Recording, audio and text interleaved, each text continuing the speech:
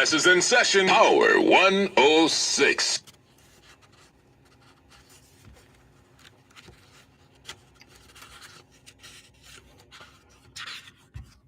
Both sides of the story. I think they will remember this as the age of lamentations, the age of broken minds and broken souls, the age of hurt creatures sobbing out their sorrow to the rhythm of the blues, the age of failure of splendid things, the age of the deformity of splendid things, the age of old young men and bitter children, the age of treachery and of a great new faith, the age of madness and machines, of broken bodies and fear-twisted hearts, the age of frenzied fumbling and possessive lusts.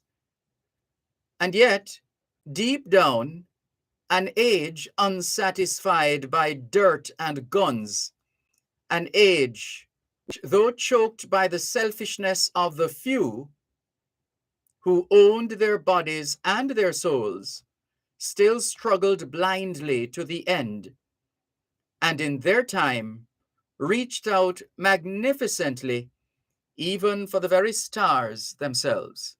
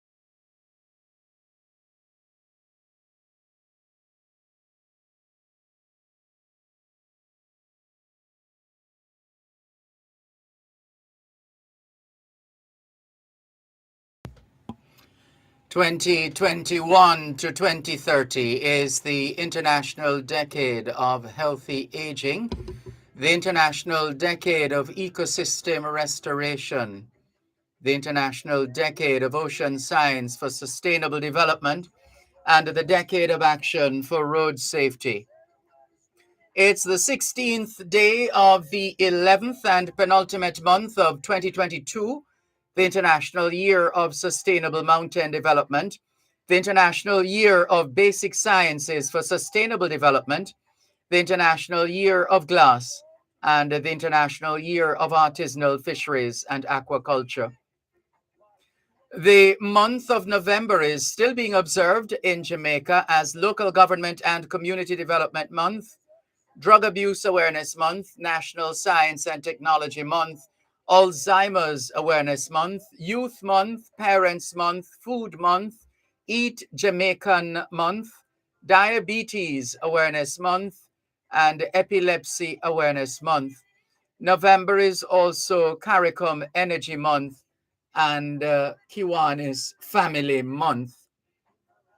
For those who celebrate the season, today is the 320th day of 2022, which means we're 38 days away from Christmas Day, with 45 days to go in the year 2022. This week is being observed as well as Global Entrepreneurship Week. The anniversary of Waripampa is being commemorated in Peru, its Correction Day in Syria, and St. Eustatius Day in St. Martin and St. Eustatius. It's International Day for Tolerance. Let's tell you a bit about this. In 1996, United member states to observe the tolerance on the 16th of November, with activities towards both educational establishments and wider public.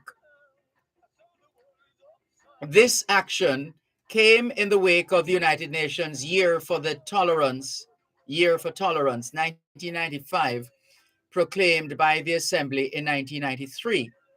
The year had been declared on the initiative of the General Conference of UNESCO.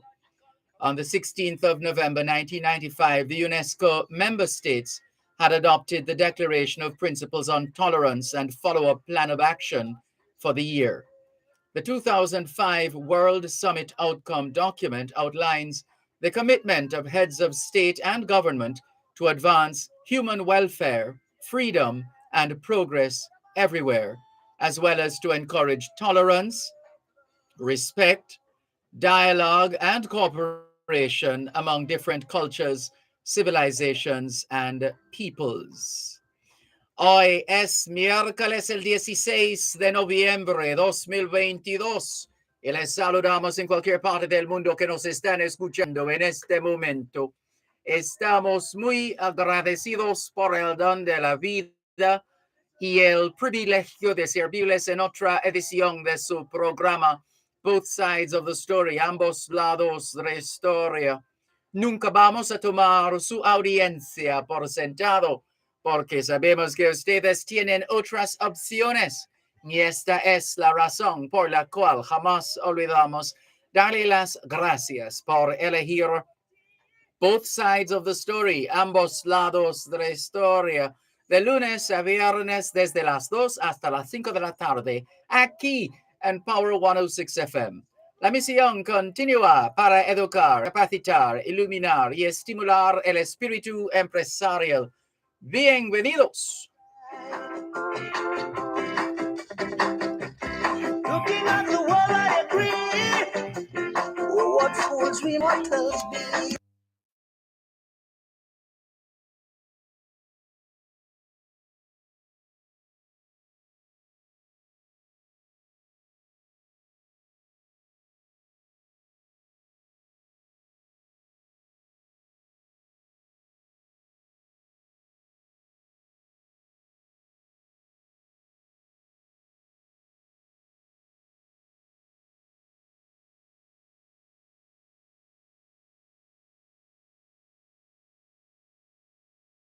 Power 106 FM. The time is now 2:15.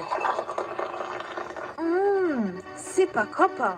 Sipa copper? Yes, sipa copper. Sipa copper what? Sipa copper Ital Jamaican Moringa tea bags. Sip a cup of moringa, turmeric, vervine, neem, and guinea hen wheat tea bags today. Sip a cup of tea is available in supermarkets island-wide. So sip a cup of today. You'll be happy you did. Distributed by Caramed Group Limited. Tune in every Thursday at 3:30 p.m. for Your Legal Corner with Dana Walker Huntington, during both sides of the story with Dervan Malcolm on Power 106 FM. It's your source of information regarding U.S. immigration matters, combined with Power 106 FM's pioneer of diaspora broadcasting. Call in with your U.S. immigration queries and concerns on 876-922-41125 or send a text or WhatsApp message to 876-279-8598 and get the answers you need for your U.S. immigration questions. That's Your Legal Corner with Dana Walker Huntington, Thursdays at 3:30 p.m. during both sides of the story with Dervan Malcolm, only on Power 106 FM. Love.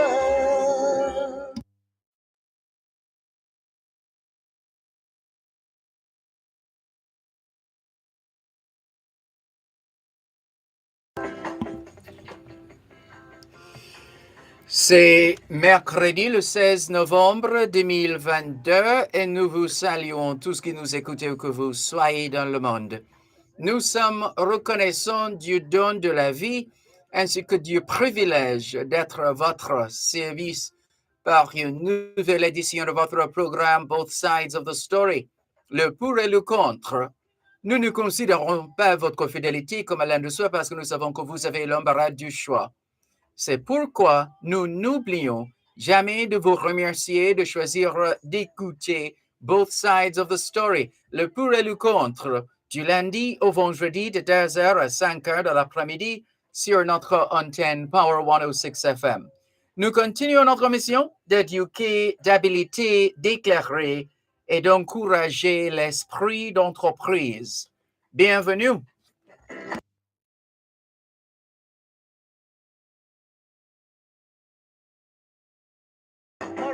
All we're saying is it's Wednesday, the 16th of November, 2022, and we greet you well, wherever in the world you are listening to us right now. We remain eternally grateful for the gift of life and the privilege to serve you on yet another edition of your program, Both Sides of the Story. We don't ever take your listenership for granted because we know you have choices. That's why we never ever forget to remember to say thanks for choosing to listen to Both Sides of the Story, Monday to Friday, 2 to 5, right here on Power 106 FM. The mission continues to educate, empower, enlighten, and encourage entrepreneurship. Welcome. I said the world is upside down. I said the world is spinning around.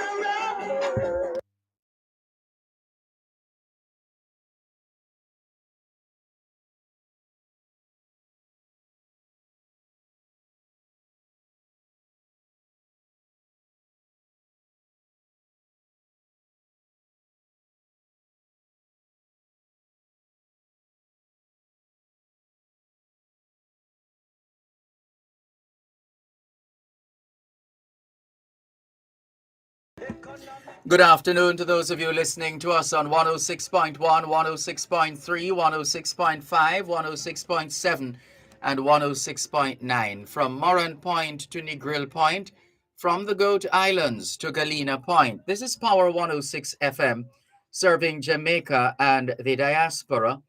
Hello to those tuned in via the Power 106 FM app, which you have downloaded from the App Store or the Google Play Store, depending on the nature of your device. Downloading is free. Listening is free whenever, wherever.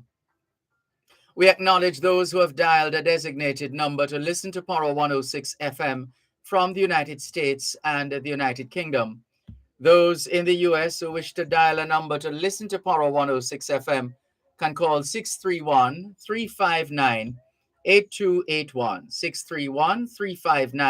631-359-8281.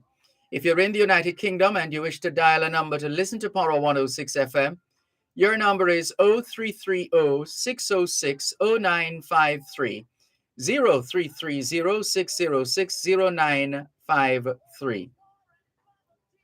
We acknowledge those who are listening to us on the Gleaners website, go-jamaica.com. Subscribers to onespotmedia.com also have access to both sides of the story in particular and Power 106 FM in general. What's on your mind this afternoon? Always anxious to hear from you. The numbers to call 876-922-4112-5, 876-922-4112-5. The text line is the same as the WhatsApp number, which means you can not only send us your text messages, your WhatsApp messages, your voice notes, but you can call us on WhatsApp as well. That number is 876-365-3346, 876-365-3346. Let's say good afternoon and welcome to Ricardo in Glengoff, St. Catherine, who is shouting out everybody as usual. He says, thank God for life. Jennifer Stewart from Q Road in Kencott, East Central St. Andrew says, good afternoon, Sir Dervan. Live to see another day. Indeed, we give thanks, Jennifer Stewart. Jamaica International Independence Foreign Song Competition, which is represented by Gary G. They're online saying prayers for our county as the state, or I think you mean country, prayers for our country as the states of emergency commence. Thank you very much for your message, Gary G. All the very best. Good afternoon to Sean Chambers. He says, good afternoon, Uncle Dervan, my good friend. You're my good friend. All the best to you, my good friend. All the best to you too, Sean. James Edwards says, good evening, Sir Malcolm. Good afternoon. Still afternoon here in Jamaica. We know it's evening time in London. This is James in East London saying blessings to everyone. Thank you very much, James in East London, for connecting as usual. All the very best. Here's a call coming in from one of our regular listeners in Florida. Hello, good afternoon. Thanks for calling. Okay, Mr. Malcolm, how are you doing? I am fine, thanks. How are you? Well, I'm here chilling. That's okay. Good. All right, here's my point now. The amnesty end this Saturday, right? Yes. How much firearm they take off the street already? I've heard of at least a couple. Well, if what I'm hearing from the minister is correct, I think he shot himself in the foot. I'm listening. All right, he say they get 20 guns so far. All right. But these guns come from some Thanks for man that. who no Thanks. longer use them and they decide to turn them in. They Yes. no longer license them and turn them in. But the point is, you should get them from the road boy, not from the licensed firearm holder who's no longer using them. Yes. So, what he said, I think him read the back of the envelope when he should read the front of the envelope. And is that, I think that is the problem. Then again, no, then come out with the state of emergency. So you think that going bring in the gun? Well, it will do as much as it has ever done so far in the history of this country. We're yet to have a record of any significance. Okay, so before him come out with those statements, he don't have somebody who advise him that, listen, boss, I don't think this is a wise move. Well, the Prime Minister is the head of the defense. I think it's called the Defense Council. And that includes the heads of the army and the police, among other officials, and including the minister himself, the Minister of National Security. So all right. But what I understand here, they're supposed to have a little meeting before they come out with their statement, right? Well, there should be some consensus coming out of the meeting so that when questions are asked, people will know exactly what to say. So somebody in that meeting couldn't say to them, say, listen, boss, I don't think this is a wise move. You know? Because if you want something from me, and in the same time, you give me in my terms, some serious threat, then you're gonna make me think twice. Yeah, and if God, if you if want that's how it to- works out, then so be it. It means people will have to learn the hard way.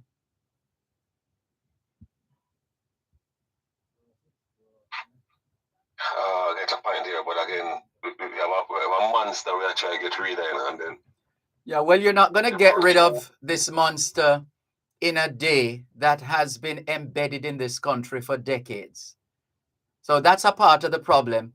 We quickly bawl out and make noise, and we say we have to do something. Look at what the country is coming to, etc., etc. And this one has to go and that one has to go because we can't continue like this. So we are expecting it to happen immediately. We're expecting the change. It's just not on, because there is a situation where this thing is embedded. It is almost, let me not go that far, but it is embedded. It's been with us for a very long time, and we're now trying to dig it out or dig ourselves out of it. And we expect the digging out to be completed in a day or a week or a month or a year. No sanky, no sing so, as my late mother would say. That's not on. A problem that is so entrenched is not going to be fixed in the short term. It's just not on. You're not gonna fix, but it can minimize to a point where you can feel comfortable and tell us that you see like things is working. And that's what the army and the police have been telling us about these states of emergency. That they have evidence. There is some evidence, not overwhelmingly so, but enough evidence by virtue of the weapons seized and persons of interest taken into custody, etc. They'll hold those up and say, hey, look at what has happened. Look at what we've found. Look at what we've brought in. And then we hang on to that because we're so desperate.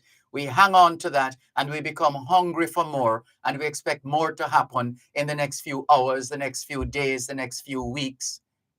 So we keep wishing and hoping, as the song says, wishing and hoping. It's going to take more than that. So in the case of a state of emergency, they're just going out there after anybody they have their target. What's that?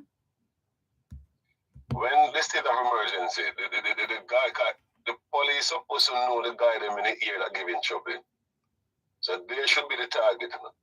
You just don't go out there and run up everybody and ask questions and innocent people locked off a couple of days before they come back on the street. Well, we would like to think we have experienced security personnel who are professionals and they know what is necessary and what needs to be done. We would like to hope so. Yeah, but many times I hear they do those things and people have enough sue the state to get money and all of that, because people claim they're going to work, have nothing to do with what's going on, and end up in jail. How many times has that happened? Quite a few times. What the pandemic? You're keeping tabs on it? Not really. Oh. But sometimes you come for the news and then you would hear it. Well, the system is set up. The system is set up in such a way that there are checks and balances. So if people fail to do what they're supposed to do, then they're going to feel it, or the state itself will be feeling it, and by extension, the people. Yeah, but Mr. Malcolm, put yourself in a man's shoes. You are going to work. He's not a bad boy. You have nothing to do with crime and violence.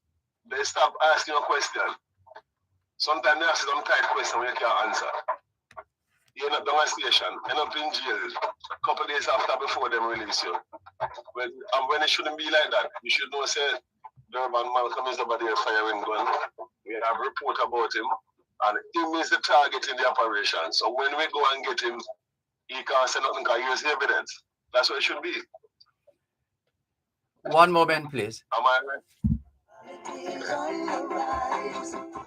You're listening to Power 106 FM. The time is now 2:30. The JTDA presents the Caribbean's largest tech event of the year. This Tech Conference 2022, November.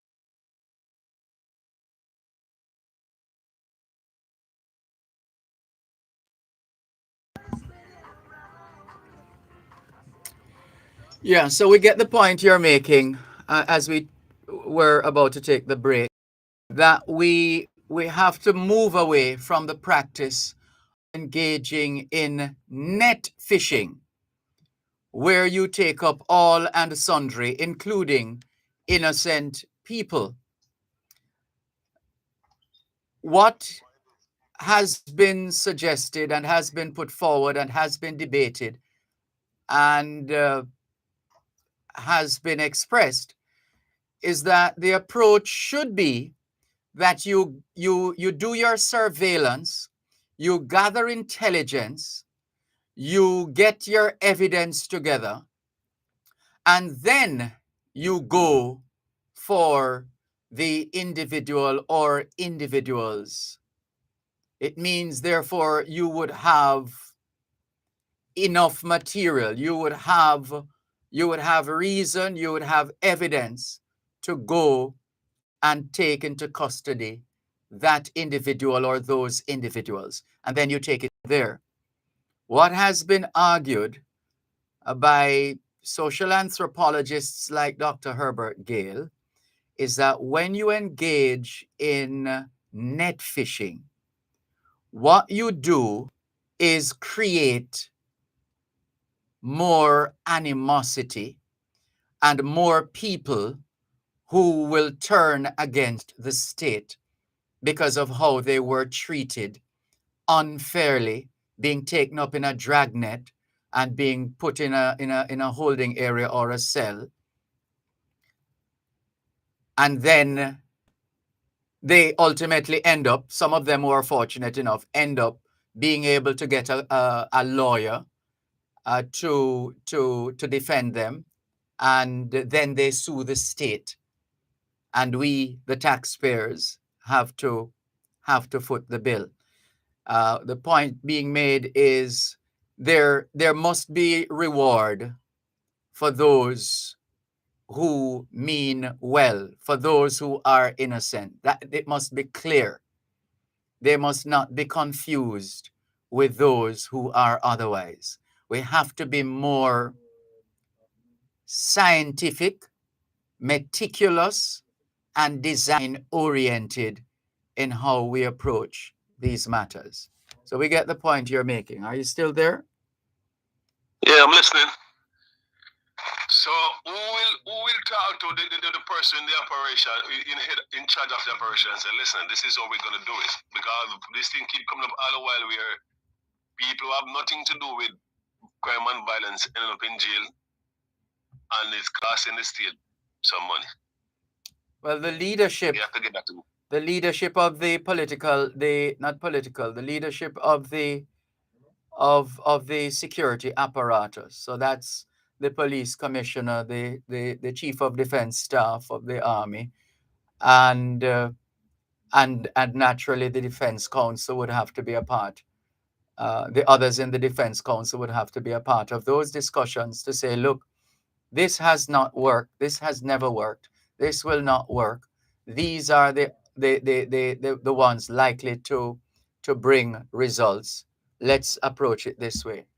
Those are the people we have to rely on, the decision makers who are supposed to be supremely qualified. Okay. So, okay, in closing now, you have 3 days to go. By Saturday, them say it end.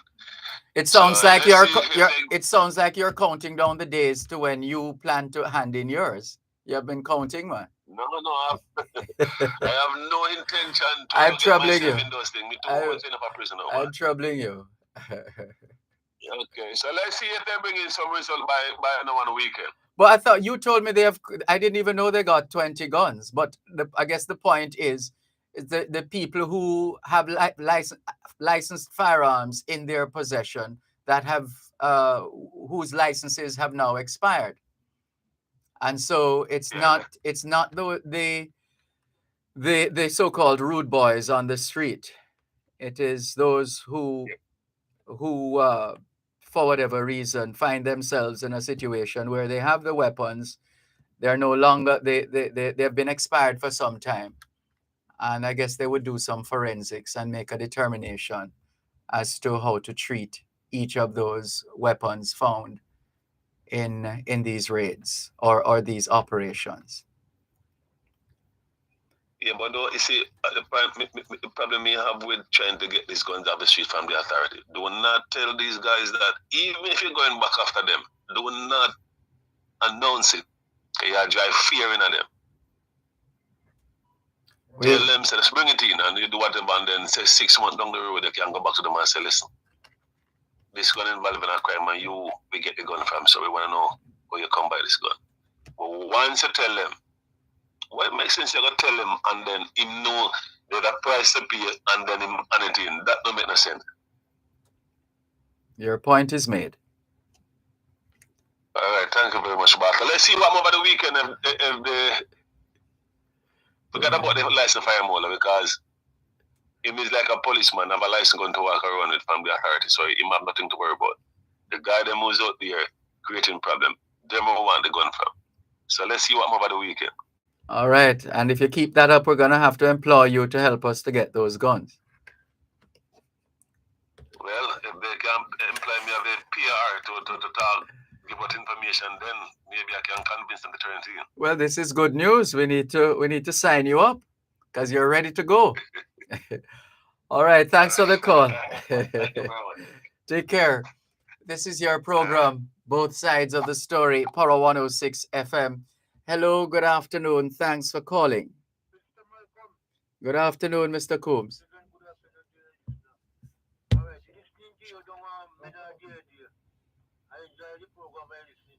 Mm-hmm. I believe Monday Star, I saw the goat with the young man win more or less brown, the head brown and the goat white, right? That's correct.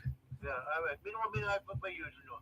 You used to go set down and go by no, my brother used to go on and buy goat, and I get shock and go for him.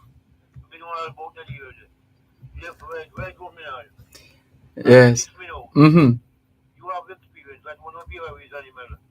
Now that you can get grass, if that young man will by feeding, back feeding, about how much bag of feed that you will serve him, 2 years, much money to spend, how much increase with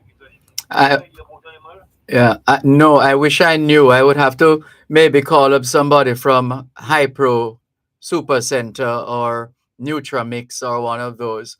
But the foraging, they usually, depending on where you live and the availability of Yeah, yes, to be able to just tie them out somewhere and they eat grass and whatever. Uh-huh. Yes. If you go buy back feed, that way buy back, but you can't get what money on the go there, you know, is not listen. Yes. Me born 1937, my father, when my father 37 years old, me born 1900, you can't read. Mm. Me born country with 5 cows, when it was bigger, and it increased to 16, and they have never spent no money on the cows them, and we come buy rope on them, rope and chain. You get grass, you never dress none when you know sick, and the mother bull will service female cow. They charge £1 for it. And when they check over here time, at least call 1 cow a week at £52. And you get more one. And maybe for 4 years, so call 1 cow a week for 4 years. Right? And they said you get £110. Yes. Long time, long time. Your father was a smart man. Right. And I just try to take up a trade now. Mm-hmm. Right? When we in school, I will tell you.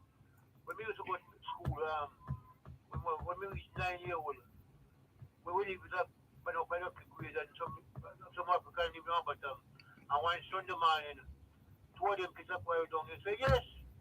So okay, that's why you go out there and I won't be back here will be kill boom skull. And the man you pulled up and put like where go eat grass.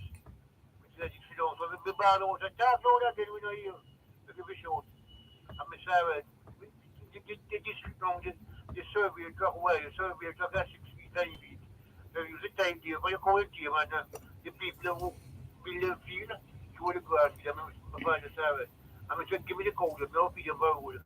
I mean, I'm going to school back 2 weeks, no, week out, week on. Remember that. A man was having a man of a coach selling them. And the father looked funny. My father said, oh, yeah, so what you say, let me hold you 9 months. It's a 10, that's a 10 pound. My situation, him some money and him from my ass with a phone. And so my son said 10. But then what is 10 pounds? I don't deal with children. Children must come and beat it. But this spirit say no, no, no, no. No, no, no. Alright, this me. We was passing the boy here, I was just sitting for bar.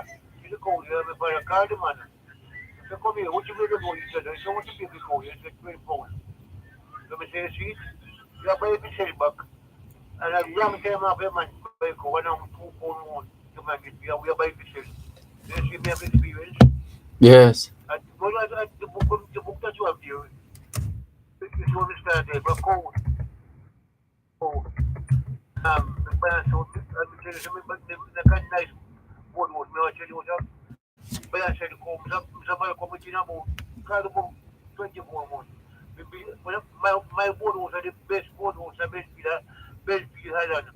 But it's about wooden boards, and it's made about wooden boards. Because already choke down over everything gravel boards. If you could get material go get, we have to have about concrete foundation. And if you look at it, come back and tell them some come and thank God. You know, we thank God, thank me. We want to be God, Mr. Watch. Come back to the farm, you know. We just want to come and and so Oma Davis, come from this tapping stuff, so to St. Mary. And the whole of that year, farming, everybody will go on and feed, go on and feed, go on and feed. You see, Mr. Oma Davis, that you might come from me the reason when I come from school. Right, you can't call him money program. Me tell you the leader, Mr. Mackenzie, Mr. Get your money program. She not read. The call of the judge, Mr. Tell me something, Mr. Coombs, never make it a son on the dial.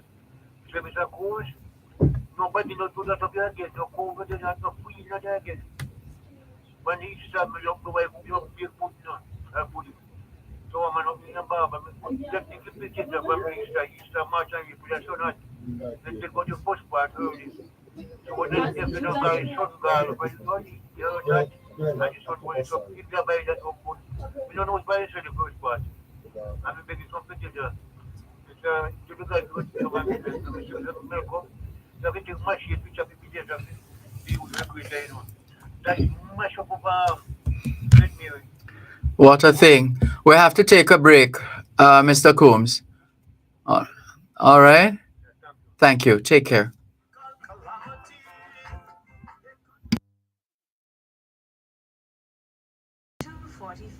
Nutrix is right here with farmers like you, in the pen, in the field, wherever you are, providing improved genetics, quality feeds, and technical advice that can help you grow your animals and your business. So if you're curious about livestock farming, or you're already a farmer, we are right here and ready to support you every step of the way. Are you ready? Visit Farm Nutrix on Facebook and Instagram, or call 876-922-2606. Tune in every Thursday at 3:30 p.m. for Your Legal Corner with Dana Walker Huntington, during both sides of the story with Dervan Malcolm on Power 106 FM. It's your source of information regarding U.S. immigration matters, combined with Power 106 FM's pioneer of diaspora broadcasting. Call in with your U.S. immigration queries and concerns on 876-922-41125, or send a text or WhatsApp message to 876-279-8598 and get the answers you need for your U.S. immigration questions. That's Your Legal Corner with Dana Walker Huntington, Thursdays at 3:30 p.m. during both sides of the story with Dervan Malcolm, only on Power 106 FM.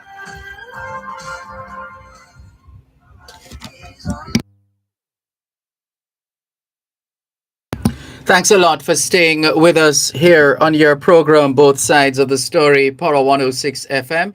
Still streaming live on the Gleaners website, go-jamaica.com. Live on your smart devices all over the world. Taking your calls on 876-922-4112-5. Hello, good afternoon. Thanks for calling. Good afternoon. Yeah, good afternoon. I have around 2 points, okay? Yes. I was reading the Observer, 12th of November of this month, you see. And I was reading about Robert Morgan. You know Robert Morgan, the Minister of Information. Yes. I heard him saying about the Bustamante Children's Hospital was built by JLP, but him fooling the public, man. He is? Yes, him say the Bustamante Hospital was built by JLP. But when you go up on the internet and you do your research, you find out that the Bustamante Hospital was a former British hospital, and them handed it over to the government of Jamaica in 1962. You understand? Yeah, I actually know the history. I've read it before. The Bustamante name is because they put Bustamante name on the hospital, but that don't mean to say it's JLP built it. That hospital was built long time before JLP, you know, and PNP farm. So I don't understand these government people in Jamaica why they love to fool the public. I don't know about fooling the public. But it's not true that the Bustamante Hospital was built by JLP. Call Robert Morgan and tell him how you feel about what he has to say. I think you're being ridiculous, man. No, I'm not. But you're easy. I'm not. I'm trying to tell the public, say, what them read and heard, that is not true. So whoever listens to the radio can know, say, he was telling a lie. No, to tell a lie, you must know the truth. No, but the truth is on the... To tell a lie, you must know the truth. But the hospital was built by British long time ago before government of Jamaica was... You understand? It was handed over to Jamaica 1962 after them finished use it. It used to be a British... I know the history, as I said. I've read it. I've read it over and over again. I am saying to you, to tell a lie, you must know the truth. So there's an assumption. There's an assumption. Okay, so maybe he never knew the truth then. It could very well be that he was misinformed or he didn't inform himself. It doesn't necessarily mean the person set out to tell a lie. Yes. I understand, you know. Yes. And the next point, you see? Yeah. The state of the emergency in 2022 is old-fashioned. It's not in keeping with this time now. Yes. I think technology is supposed to be the thing the government need to use to cut down the murder rate and the crime in the country. Technology, state of the art infrastructures and technology. But we shouldn't have to. We shouldn't have to be telling people that on radio, because the evidence is there. The police and the army have already used technology. No, we don't have enough technology in Jamaica. No, let me finish now, brethren. person don't Hey, even hey, buy- hey. Let me finish now. Is you one alone want talk? Let me finish, man. I'm saying they shouldn't need. Nobody should have to tell the government or the police or the army. They themselves have already experienced the power of the technology. And I've said it on this program before that I am surprised that we have been dragging our feet for so long in this country when it comes to the application of the technology, because it does work. So why the government don't spend billions on the technology thing and make Jamaica have an advanced technology system? I would like to find out the same thing. I've been asking that question. But you're having the young guys out there in the police uniform and the soldier uniform with big M16 standing on the roadside. That is an old-fashioned way of fighting crime. That is outdated in 2022. Yes. And you know something, it has to do with the culture of a country, because when I was in China, in 2017, I didn't see one single weapon. I saw some policemen dressed in uniforms that were bigger than them, and I'm not exaggerating. And they were wearing black, pretty much these black outfits, and just walking like regular citizens, just walking around. Why? Because their security apparatus is more covert than overt. So you're not going to see the technology as it is being employed. You're not going to see the police with the long guns. I didn't see one, not one. Well, this prime minister, he don't have a clue how to run the country, I think he should resign immediately. Who do you think should take over? Somebody who think like you. somebody who have a first word thinking like you. Oh, you're very kind. Yes, because you talk completely different from the prime minister. You understand? And I know that you have people in Jamaica who think like you. I don't think it's you alone think like that. You have several people who can take over from this prime minister, because in think too old-fashioned. What he's doing is outdated. Yes. You understand what I mean? Yeah. And why he don't trouble the rich area where the rich people live and all that? Well, why don't they drop a SOE in the rich areas? Well, as it is now, the opposition spokesman on national security is not satisfied with the reasons outlined by the government for the current states of emergency.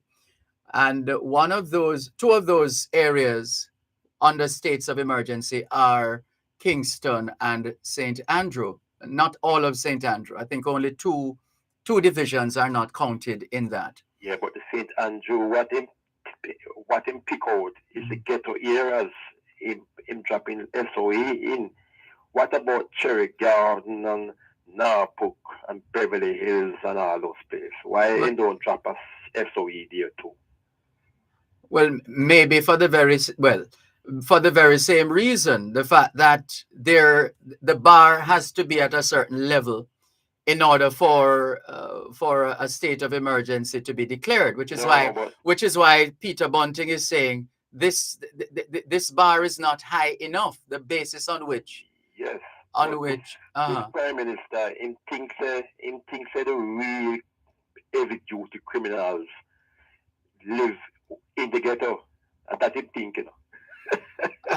well, I don't know. Listen, man, I'm this sure man is the, very outdated, man. I'm He's sure the, old-fashioned and outdated. I'm sure he has a mind of his Him own. don't have a clue what's going on. Him don't know one thing. Him don't know how to run a country. Well, that is why he's Old-fashioned. that's why he's advised by a security council. No, but the 'Cause he's Security not- Council he's is not- so old-fashioned. He's not a national security expert. Yeah, but the expert what we have out here is old-fashioned too. It's old-fashioned too. Or if you have the army out there stand up on the road with a long gun and something, and a frighten away the tourists them, and those things. But that's the other thing. We're not supposed to. We have this tendency to try and make Jamaica safe for tourists, as opposed to making Jamaica safe for Jamaicans. Well, If Jamaica is safe for Jamaicans, then it should be safe for everybody else. And in fighting, and in also fighting the little children who are coming from school. You understand what I mean? You can't have them people with long gun out there fighting people, man. Stand up on the road with long gun and then something there. After that, can't do nothing. Well, they might tell you that they can't afford to take any chances because the terrorists, there's a quotation, the terrorists, something, I don't remember what had happened. And the report back from the terrorists was that they only need to get it right once. We need to get it right every time. Yeah, so maybe that's the basis on which they're not taking no check, so to speak, as the Jamaican expression goes. That's why you have to upgrade the technology system in the security industry. Upgrade it, spend money and upgrade it. Listen, man, the security force is very weak when it comes to technology in Jamaica. I don't even think we have enough surveillance camera around the island. You understand? No, we don't, and some of them have been shut out, just like the street lights. You go into some areas and the place is dark. The film is not even working either. Mm-hmm. Yes. And I hear somebody from the JCFs that they don't even have proper equipment. You understand? And they don't even have good shoes to wear, pants to wear, and those things. Well, I've heard John saying that. With John, you have to be able to check his information. No, man, I'm just telling you who I heard saying that. I heard John saying that. From the JCF itself. Really? Who from the JCF? The Federation acting chairman or something like that. Well, he should know. No, it's not a he, it's a she. I think so she's an acting something chairman. Or maybe she's filling in for the president. Yes. Or chairman. Something like that. Some deputy chairman also. Oh, okay. They don't have proper, gears. The GSA. But the government will tell you that they have made the biggest expenditure when it comes to national security in the history of Jamaica. And the records actually demonstrate that. And the central station downtown Kingston, the biggest station in Jamaica, looks so run down. And they might argue that they might argue that the entire national security apparatus has in fact been run down, as you put it. And they will tell you that it's going to take more time to fix all that needs to fix, because for the most part, the infrastructure, the police stations, etc., have not been dealt with in any significant way over the years. Anyway, I'm not telling you saying about I miss them are doing us. Stand up on the roadside with some long gun and I stop the vehicle them, and sometimes you're there in the vehicle and wait.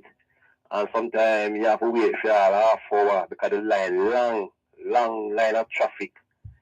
Sometimes you will sick and want to go to the hospital and you can't move from the traffic because they are looking at the vehicle and stop the vehicle. But that don't make no sense, man. Yes. Which gunman are going to pass through the SOE? No gunman are going to pass through the SOE. In fact, they might very well do it because they're not expected to do it. Well, maybe once in a blue moon that might happen. All right. We're thank you very much for the call. Yes, cool, yes, sir. Take Cool, care. right. Bye-bye. Ecological calamity. Coast to Coast Concrete, the high quality concrete for fencing, roofing, foundation, and road surfacing. Call 876-754-7472. The time by Coast to Coast Concrete is 3 o'clock.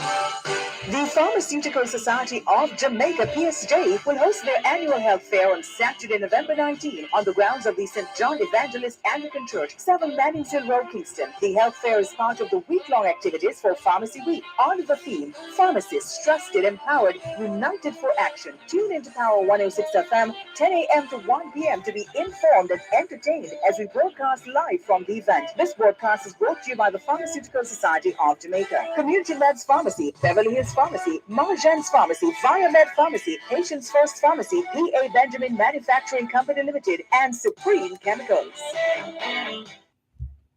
Spinning around. I said the world is upside. Thanks a lot. Thanks a lot for staying with us here on your program, Both Sides of the Story, Power 106 FM, still streaming live on the Gleaners website, go-jamaica.com, live on your smart devices all over the world. To the phone lines once again, good afternoon. Thanks for calling.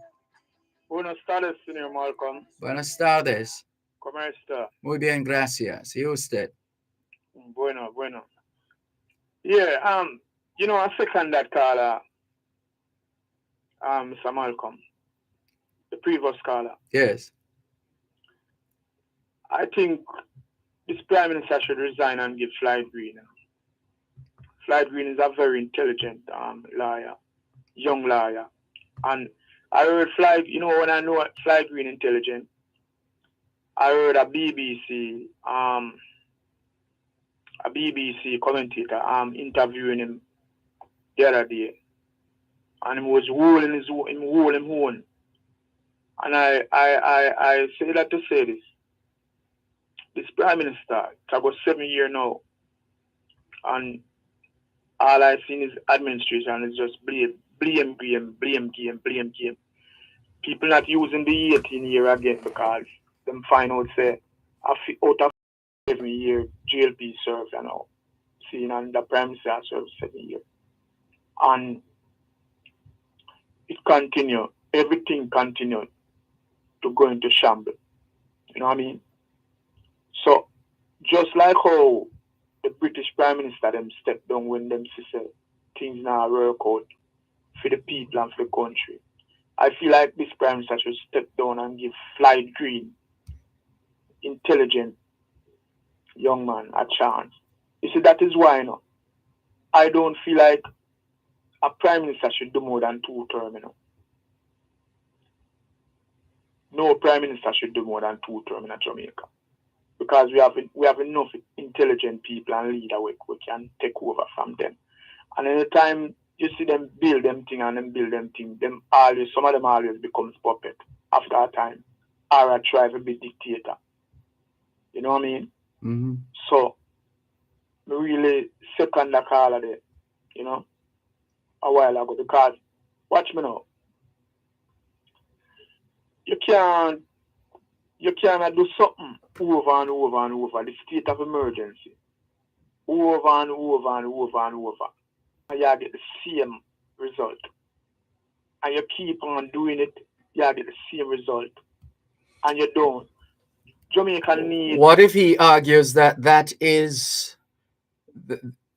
he is being advised by a defense council made up of the chief of defense staff, the police commissioner, and so on? For instance, let me lament on this commissioner. The commissioner was the chief advisor for the Prime Minister. Jamaica's first national security advisor, yes. Yeah, and then he make him be commissioner. And then now, this commissioner, the people everywhere you go, even poll, everything said them in for resign. The minister of security, the same, and them keep continue going. And what do you expect to happen when the current commissioner resigns? You just somebody else will take up the position, yes, but do you expect that there will be a dramatic change Well, right that is out the only of the way. bat? That is the only way you can know if a change gonna be. Hmm. You know what I Because mean? the point I'm making is we've been doing this for years in Jamaica. We call for the head of the Minister of National No, it's not Security. Jamaica alone, you know. Everywhere Everywhere in the world, for a commission and perform them change him for your next one. Yes. And not just So I'm Jamaica. asking you, based on our experience in Jamaica, what gives you the confidence that things are likely to get better if we change the police commissioner? All right, because if we don't change him, we're not going to know. Oh. So that's the confidence. You know what I mean? Yeah, do something. And it now works. But that's another.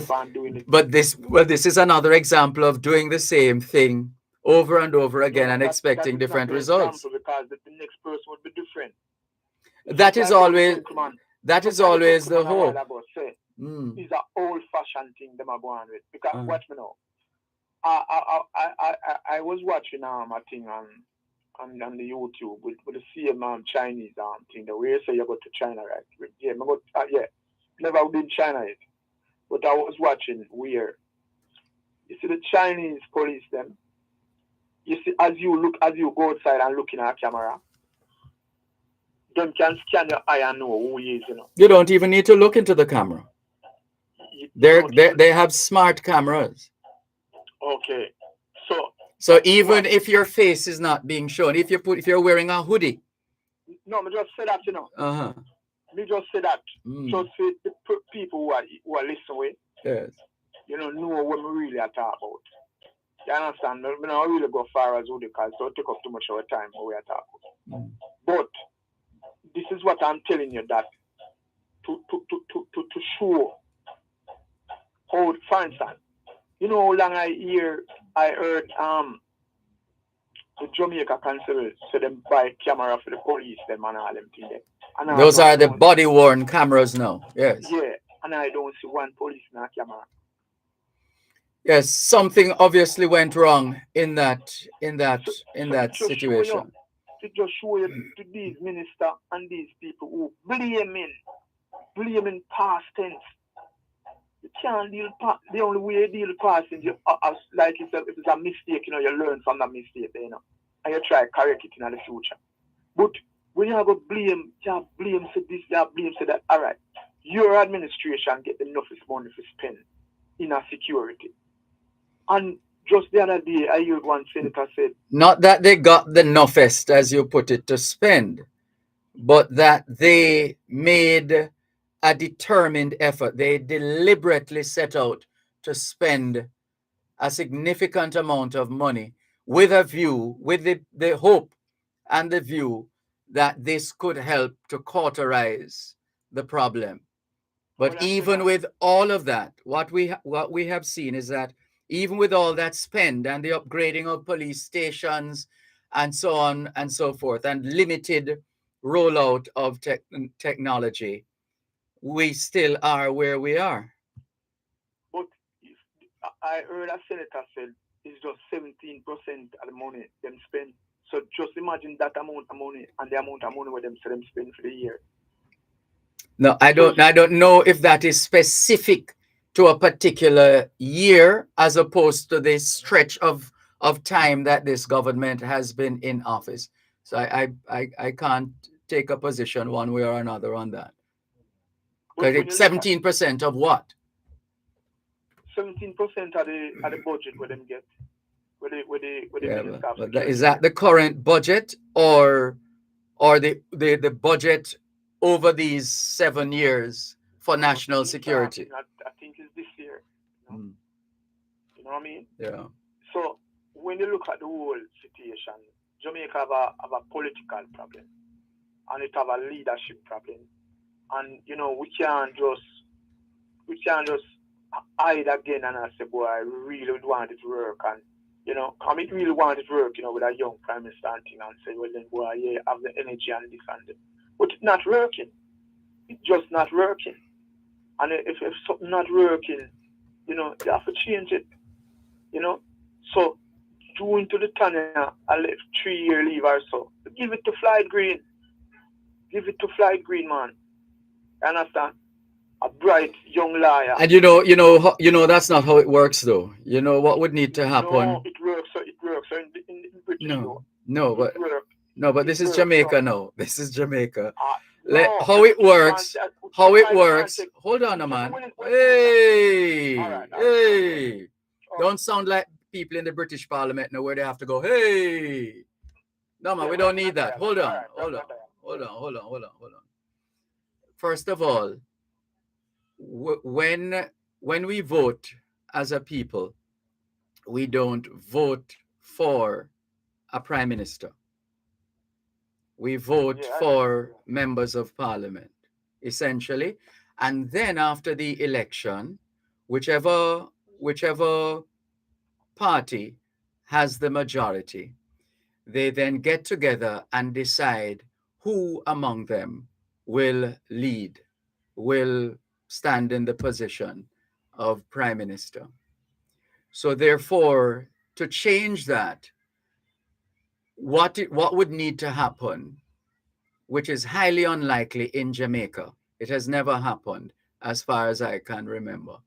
What would need to happen is that and even as I'm saying that, I'm trying to remember what Bruce Golding did. He just resigned, essentially.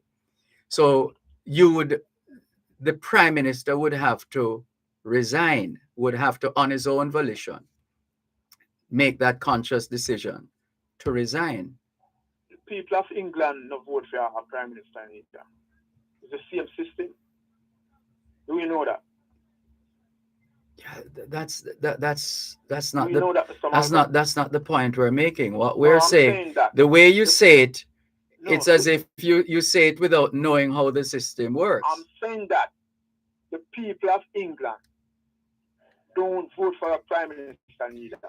It's the same. Yeah, drawing a comparison with England. Who doesn't know that is the same process in England? System we are working on, so we have to draw a comparison. You know what I mean? Yeah, but I'm saying to you that that's not going to happen. Well, that's why I'm saying that. That is what to happen, because watch me now. You see, if we reach a level where we have a lamed up, right now we have a lamed up prime minister, right? And it no good for we. It don't good for we. And it's not good for the country. You know, I can name one thing. For instance, the prime minister visit Kigali. Kigali. Yeah, Kigali. Kigali, yeah. Rwanda, right? Yes. And Rwanda, Kigali, is the cleanest city in Africa, right? I invite the Rwanda president here and all that, and them are par and that thing, and you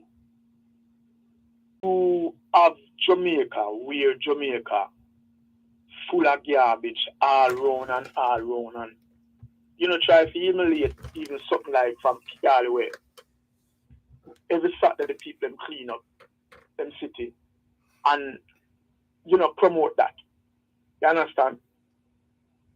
So it tell me now, say this prime minister,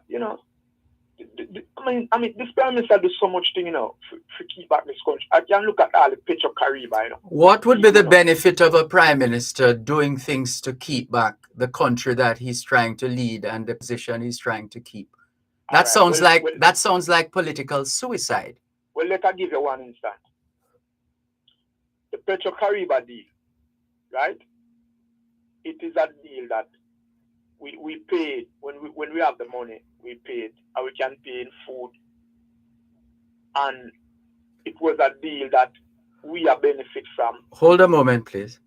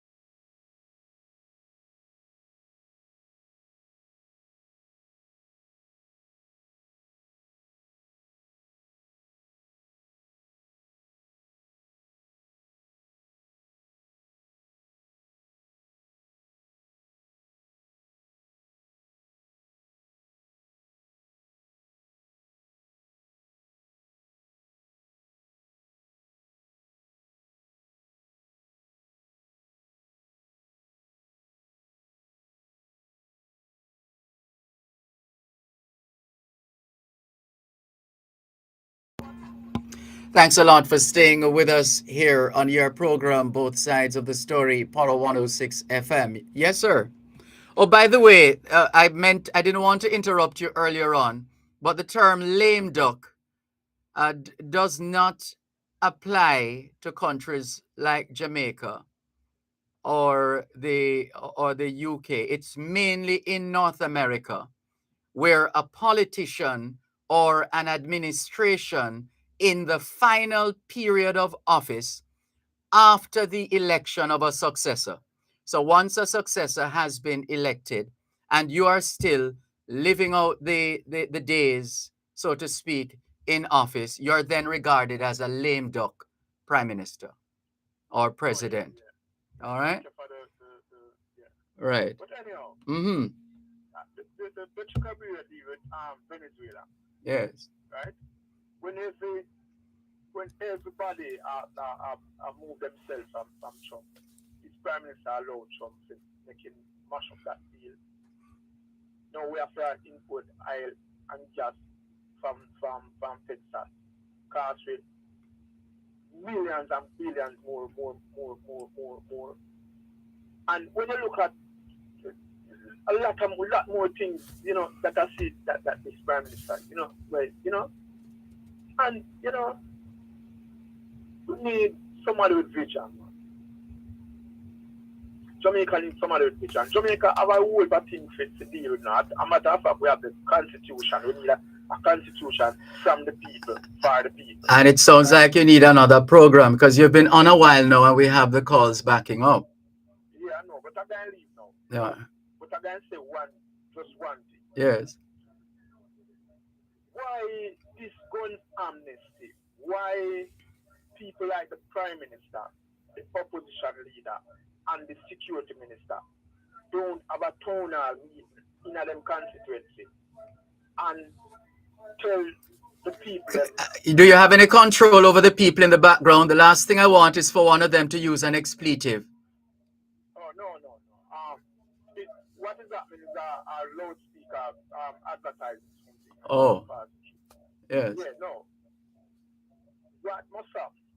They call a tonal meeting because remember, the Prime Minister constituency and the opposition leader constituency, there's a whole of people die from gun in there now, and the security minister constituency. So what I want them to do first, call a tonal meeting and tell the people in them constituency, the gunman them, to bring in them gun and see how much gun them can get out of them constituency first. Start from the same like how the Prime Minister that go around and promote the vaccine thing. You understand? We hear you. See how much people can get to take vaccine. That's what we want them doing them lead from the front, Okay. Going to them constituency, have a tonal meeting, just like when they have politics. And so look here, we see what's none of boss man. Every man we have a gun in here. We need, bring it in.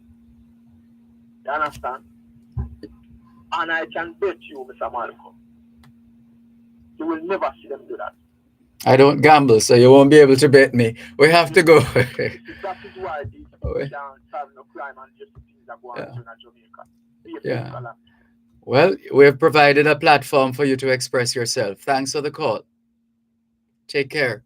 This is your program, Both Sides of the Story, Power 106 FM. Good afternoon. Thanks for calling. Welcome. Good afternoon. Good afternoon, sir. Well, yes, it's a really find itself same place again, though. We are called for the young people. Well, that's the point. That's the point we were making earlier on. We're doing this, the same thing that the argument, the caller was arguing about doing the same thing over and over. And he... Part of this one, and yes. Next person call it for next young one. So it is. How we go work? So it is. I see what's up, my God, Mr. Malcolm. Mm-hmm. It's a be a laugh, man. Mm-hmm. He was a part of the first one and then people know. So, tell me something. You think this person in St. Catherine should criticize the SOU? They are free. They are free to criticize the state of emergency. Then, yeah, You think you can fill up business for the Christmas for them? Think we can what? You think you can fill up business for them and fill up business for them for the Christmas season? Well, that remains to be seen. We have a way in this country of finding money when we need to, especially at Christmas time. So people who want to have a jolly good time, they know where the money is coming from, and they go out and have a jolly good time, and they spend and they. But the business community, as they go through business. I don't know of a time. It reminds me of when people were saying, "Boy, it looks like we're going to have a problem if we have the soldiers in Montego Bay because it's a tourist resort, etc., etc." And to see police walking the streets of Montego Bay in the midst of emergency, and just like tourist and walking with the other tourists, and everybody their business as if nothing happened or was happening.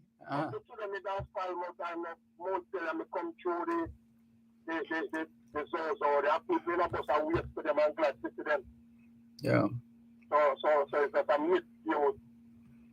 Yeah, people are free to express themselves. People have different reasons, different motives. We need some more tight and measure that the idea what can work in the meanwhile that we use it. Yeah, well, one of the things I've been saying, and I hope eventually we move away from that point, is that we have to stop the bleeding. The bottom line is we have to stop the bleeding. No, but we also need to have the vision that takes us beyond stopping the bleeding. I know you're not an expert, neither me. Different from the SOE, what can work? Different from the what? The SOE, what can work? No, what would have to happen is that we take what I like to say a meticulous, meaning you don't leave anything undone or unchecked. Meticulous, scientific, which means evidence. Meticulous, scientific, and design oriented. Design oriented, meaning that you have to work. You have to know. You have to know exactly what you want to achieve. You have to have an idea of all the elements that are necessary and the extent to which they have to function in unison. They have to be synchronized. Otherwise, we're going to be doing the same thing over and over again, where a lot of it doesn't need any money, actually. Yeah, but most of these things that we're talking about, remember say we don't do much great study in this country, so we must be adopt our overseas. No, I think we've done our fair share of studies. We don't need any more studies. We need action that is going to be transformational. So what prevents action and then, sir? What prevent action from being from being started to work the right way? What prevents it? Well, we'd have to find out from those who hold the levers, those who are in control. So you think racism has nothing to do with it? Why would that have anything to do with anything? Yeah, sometimes you have a group who still can't be tennis in their heart, No, I don't get what you're saying. No, the point I'm making, remember everything that we're talking about, security forces and everything, is human conduct, Mm-hmm. So I'm just saying that unless some people in society still have bitterness in their heart and don't want to be better men in the country. No, well, those people are also suicidal to take such a position. It's like the people who, when their party is not in power, they feel that they are at liberty to tear down the country as much as they can, not recognizing that at some point a day will come when their party gets back into power and will have to fix up all that they tore down. me tell you something before me go. I like a burning issue. And you see, every time the election I go on this time, I one person is fit ready to challenge the Prime Minister. And him now go back and resign. And Dr. Peter Phillips. That is only challenge and see we could challenge Mr. Wallace. Dr. Peter Phillips now go come back. Well, but he's pretty much out. He's just holding the position of MP for the time being. But different from that, you go hard to find a challenger to challenge our Prime Minister in next election. Well, we will see. It can't go on so easy. Let us see what happens. Thanks for the call. Take care. Your program, Both Sides of the Story, Power 106 FM. Good afternoon. Hello? Yes, good afternoon. I'm not sure if I'm... Good afternoon. You're live. The world is listening. Good afternoon, Mr. Malcolm, first of all, and thank you for this opportunity to allow us to call in your program and to speak with you, to you, and speak to our nation as a whole. I've been listening to your program for many, many, many years. Thank you. This is the first time I'm calling. Thank you for your contribution to the maintenance and the advancement of our little country, beautiful country. Thank you. Mr. Malcolm, I would be interested to hear from those people who are who would go out and conduct interviews within the public domain to get an understanding of the mindset of the people within our country. I'm wondering if they were to conduct an interview with different people and to ask them what the word love means, or what morality means, or what ethics means. I wonder how many of our, and let me not stereotype any generation or groups of people, I wonder what the response would be from the majority of the people that they would interview and ask them just something, their opinion on those three words. I wonder what kind of response they would receive. And the reason why I'm using that as a base, from I was a little boy, I've been hearing about gun amnesty. From I was a little boy,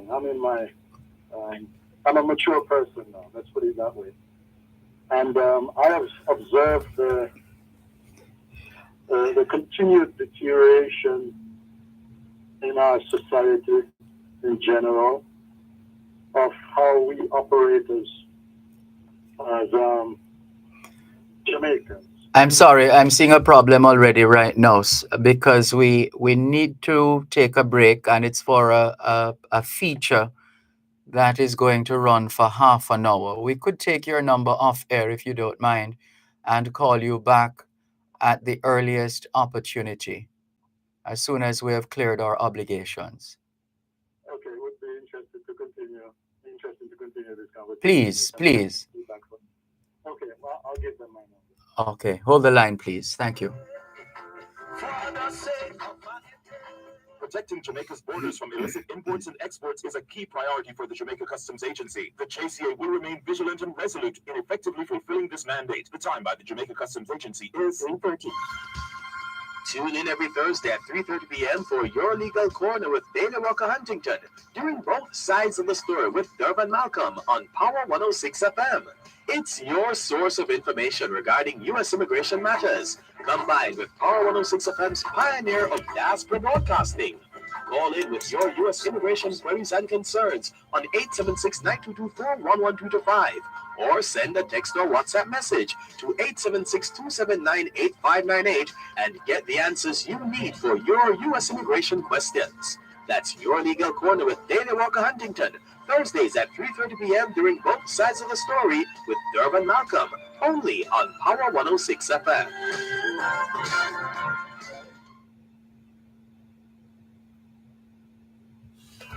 Your health is key to your wealth. Suffering from muscle, joint, neck, back, and other pain? The Rehabilitation Institute of the Caribbean, providing medical care for function and performance in association with Winchester MRI, Jamaica's first choice for MR imaging. Immune active.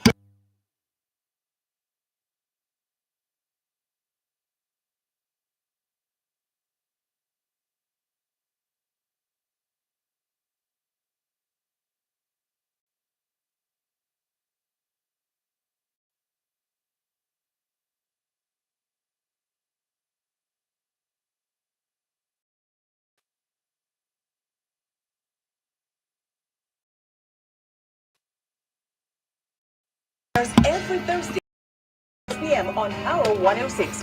Free your body from aches and pain with Rehabilitation Now. Justice. All right, sorry about that, listeners. The feature is actually tomorrow. We somehow had our lines crossed. We thought that the feature we're talking about is Your Legal Corner, which is on a Thursday at this time, Thursday afternoon at 3:30. And I thought today was Thursday instead of Wednesday. Sorry about that. So let's go back to the caller who was on before the break. Yes, sir. Thanks for holding. Sorry about that. Please go ahead. That's okay, Mr. Malcolm. We're human beings, and that's why we should have love for each other and consideration, sir. So that's fine with me, sir. Yes. No problem. Good. Okay, so Mr. Malcolm, once again, I would like to get an input from you in regards to the to those three words that I made mention of, because Can you repeat them for those just tuning in, please? yes, sir. And the first one is love. The second one is morality, and the third one would be ethics. Yes. I'm very concerned with what I see taking place within in our world in general, but I'm a Jamaican, so I should speak from a Jamaican perspective in terms of how we operate towards each other. I don't want to premise what outcome would be from the interview of people in regards to these three words. But do you have an insight or an input that you would like to expand on these three words, sir? Because I don't know if there's a limitation of these three ingredients within our society or within our thoughts, because it starts with us. It starts mentally. What's your intake or insight on those three words, sir? What we're witnessing is the gradual deterioration of the social fabric of our society. Okay. And love could be a part of that, sir. Morality could be a part of that, sir. And ethics could be a part of that deterioration. Well, it means those are being diminished. Okay. Okay, because yes. I'm sorry. Go ahead, sir. Go ahead. No, by virtue of what we experience on any given day here in Jamaica, it's quite evident. Mm-hmm. Some of us have gotten to the point where we perhaps don't even know what love is, and and therefore don't know how to show love, and would not have been raised in with a sense of morality and a sense of ethics, and so those are foreign terms to some people. And yes. So once we lose those building blocks to society or within our homes and so forth, what do we expect to take place, or what do we expect the result to be? I mean, we can have all the laws that we want to create on the books to prosecute people after the acts have been carried out. Laws enforce rules and regulation, of course, but those only come into play after the acts have been committed. So what we're seeking to do is to prevent those acts or to create a climate or ingredients that would prevent those acts from being committed, where the law would then take its course. How do we do that, sir? Is there hope for that still? Where there's life, there's hope. Okay. Well, Mr. Malcolm, we have to face reality. We have been grappling with crime and violence and all immorality, unethical behavior. Yes, we've been grappling with that for years, sir. We've had government after government. It's not even about party anymore, because it makes no difference who is running the country, which party is running the country. We've been grappling with this issue for many, many years, and every year, mankind to mankind has become more brutal. We're killing more of our own people every single year. Statistically, we have increased how many of our own brothers and sisters we've murdered and killed for different reasons. Which is why we insist that man must be protected from himself, left to himself, left by systems, processes, laws, regulations, and not just have them sitting there, but make sure they're enforced, and that the requisite follow through is in place, etc. We have to protect man from himself. Left to himself, man is perhaps the most destructive creature on the face of this earth. Man can change to beast at any time. Okay. Well, Mr. Malcolm, I'm not going to take too much of your time, but I just hope that our wonderful people in Jamaica will think about those ingredients or those words that we've made mention of. And I just wish that in every home throughout the island that we will have love for each other, we'll teach each other, teach our children and our loved ones what morality means, what ethics means, and that we'll demonstrate those also in actions and not just in words. It requires. I'll give way so that. Yes, it requires a national movement. But then, whether people decide to hop on to that train will determine. Would be a function of whether those involved are people they feel they can trust. Because remember as well, we have a very significant trust deficit in this country. People don't trust the police don't trust people don't trust politicians don't trust people, etc., etc., etc. It's a lot of work to be done, but hey, we, for as long as we're breathing, we can do something. So let's continue to do what we can while we can for whomever we can until we can't.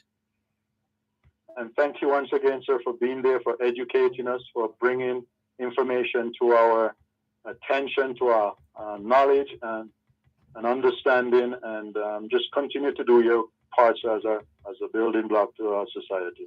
And you likewise. Thank you very much. Thank you, sir. Take care. Bye. This is your program, Both Sides of the Story, Power 106 FM. Good afternoon. Thanks for calling. Hello, Dervan. Good afternoon. Good afternoon. Yes, you're on. Go ahead, please. Yes, Dervan. I just like to talk about this set of SOEs. Yes. I don't think this SOE is for just fighting crime.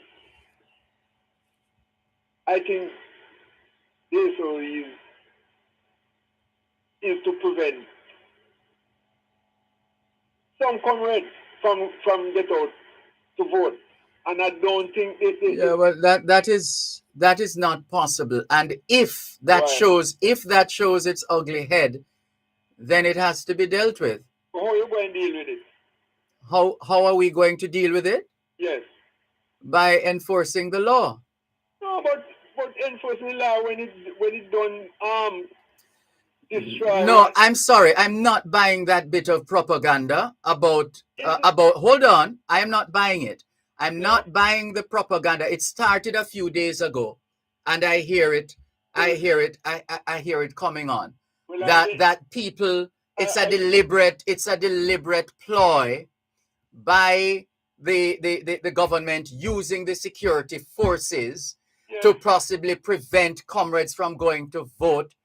Come on, man. We can do better than that. Jamaica has one of the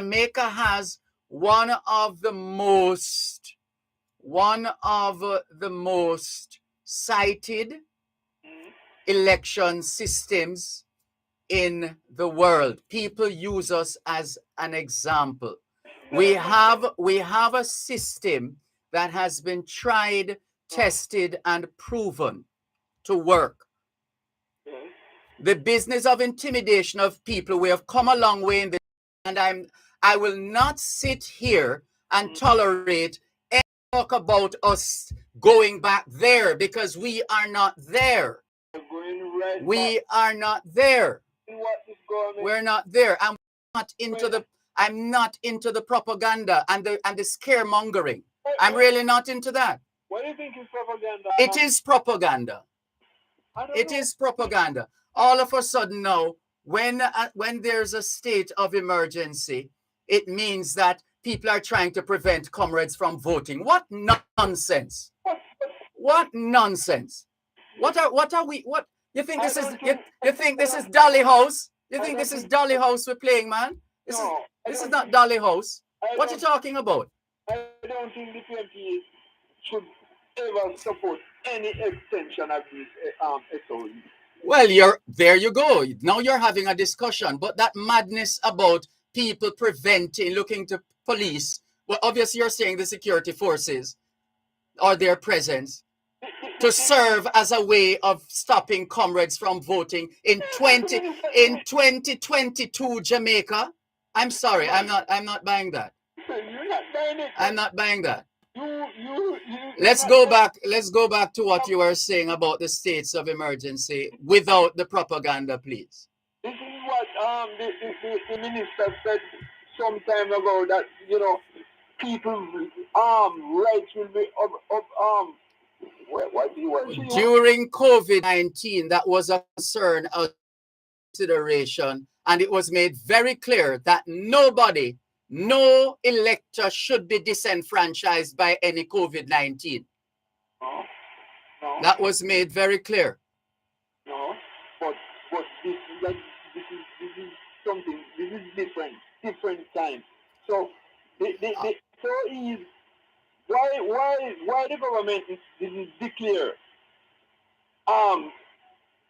this many SOEs before in so many before what? Eh? Before what? During the COVID time when it was necessary, and the crime did up even more than some, because if you read what Peter Bunting said yesterday, if you listen to what he said. I listened to him doing 2 interviews. I heard every word. Those areas that the crime gone into. That's Kingston and St. Andrew he was referring to. Yes. And those that the crime up into some area you don't declare a state of emergency in there. Well, debate that. But don't come with this thing about people. Why are you taking us back to a horrific time in our history? Why are you trying to take us back there? I'm not going back there with you. I'm not going there with you. Hold on, please. You're listening to Power 106 FM. The time is now 3:45. National Irrigation Commission customers, you can now pay your bills online using your Visa credit.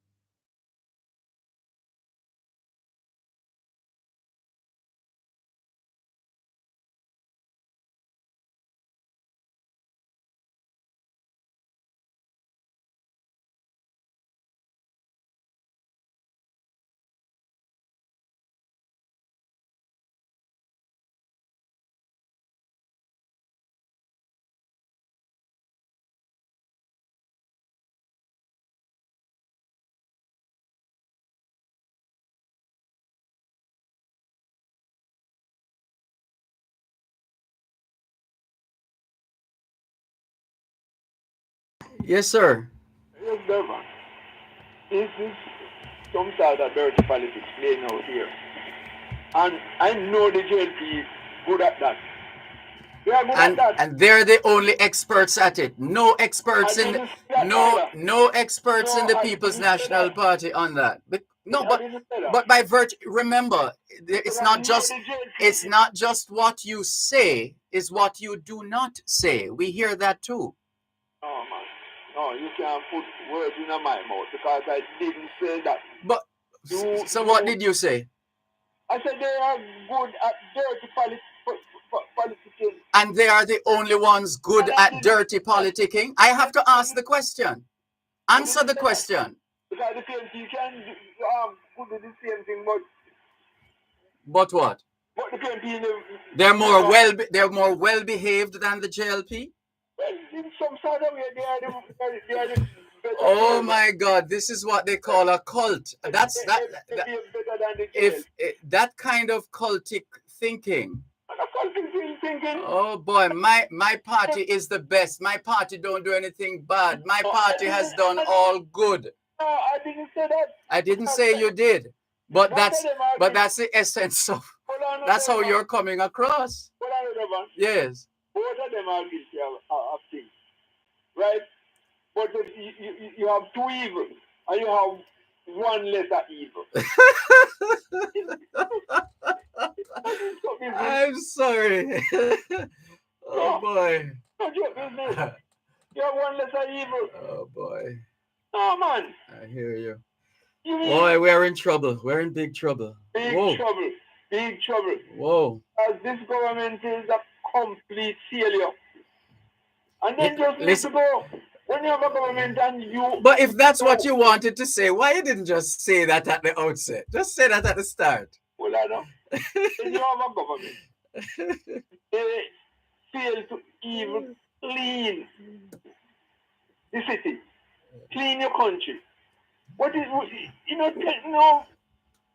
and well, talk about the issues by all means. Call them out. Call them out on the issues, on the subject matters, by all means. They're not listening. Because what's really happening now, it seems as if this country, I don't know, it seems as if the country gone corrupt. The whole country. When did that happen? Well, since 2016, it's the worst that I have ever. Oh boy. That I have ever seen it. Oh boy. No joke business, Dervan. It's really bad. No, I realize you're really serious. I realize you're really very serious. Nowadays, when you check some of the youth and ask them, if they're going out to vote or things like that, they're telling you, boy, if they're not getting paid, they're not doing it. They're not going out, right? Because they know what they are collecting from who? From parties. Which party? I hear one last week called some program. I think that maybe Simon he was talking to. Regular call every week. I hear they asking for him. I don't hear him name, but by the name of Fathead. Say that the JLP raise them pay to go to a conference this Sunday coming. Because they're not going to conference and the same money where they used to go. And I must believe this and accept this coming from one who is staunchly PNP as opposed to JLP. No, it's not in faith on your program. It's not on your program. It's faith on the air. That's what the guy said. Oh. He said to what I think it was Simon he was talking to. When he said. He's a staunch JLP supporter. And that's what he said. So where does that leave us? Where leave us? Nowhere. Nowhere. Oh boy. It just shows now that if people don't get paid, right, they're not going out. And if who have the most money who can spend, who will put out maybe most voter, but what I have some hopes in these young people who is really suffering under this government, because they look at it. What's the source of their suffering?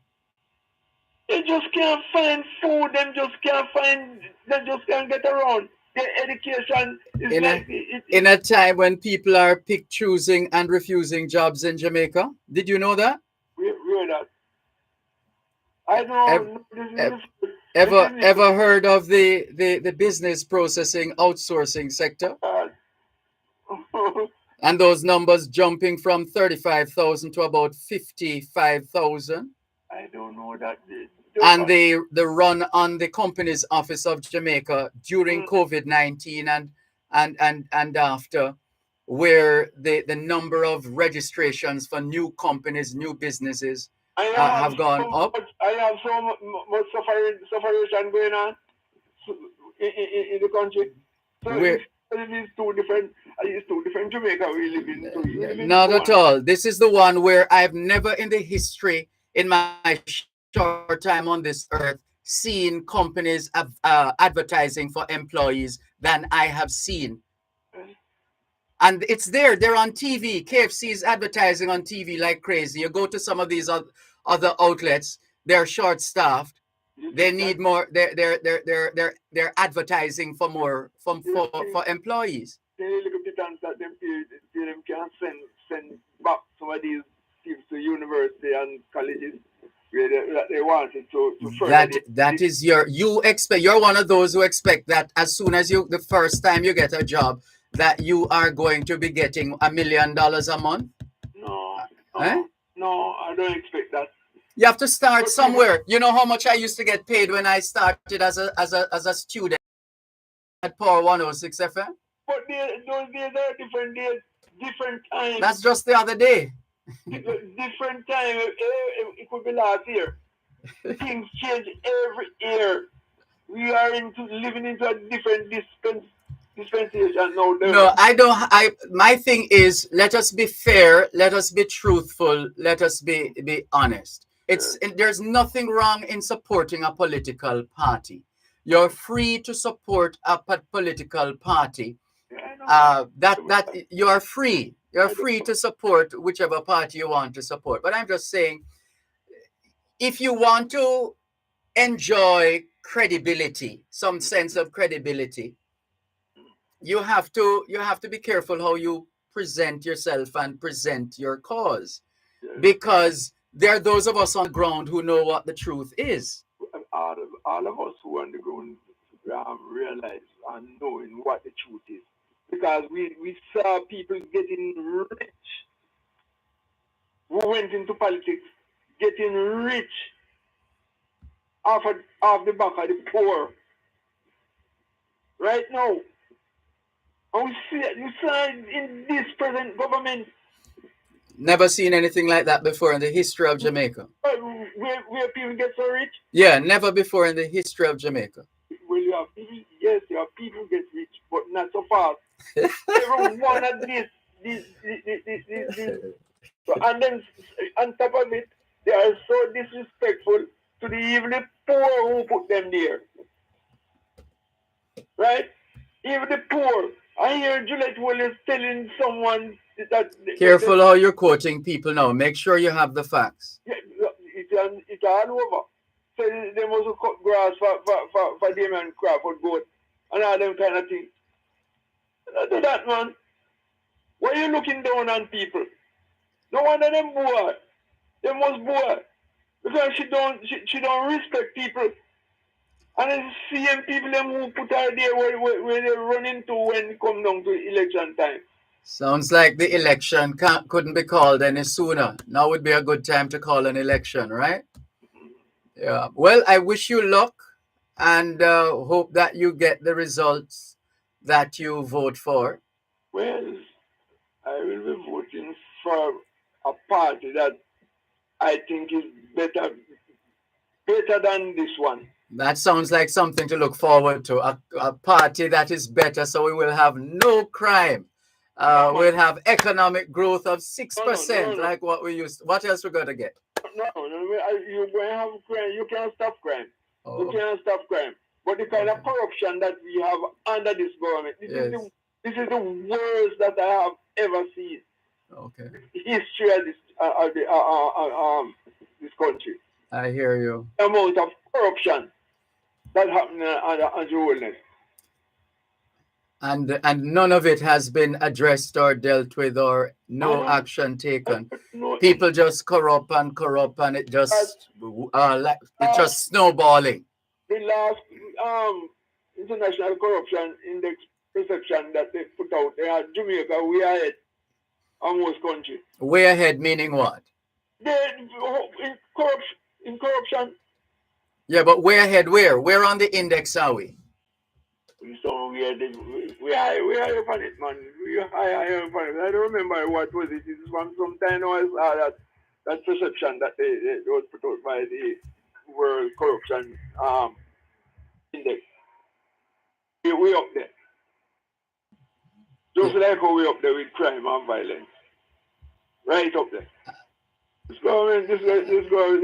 Position number 44. Jamaica scored 44 points out of 100 on the 2021 Corruption Perception Index reported by Transparency International.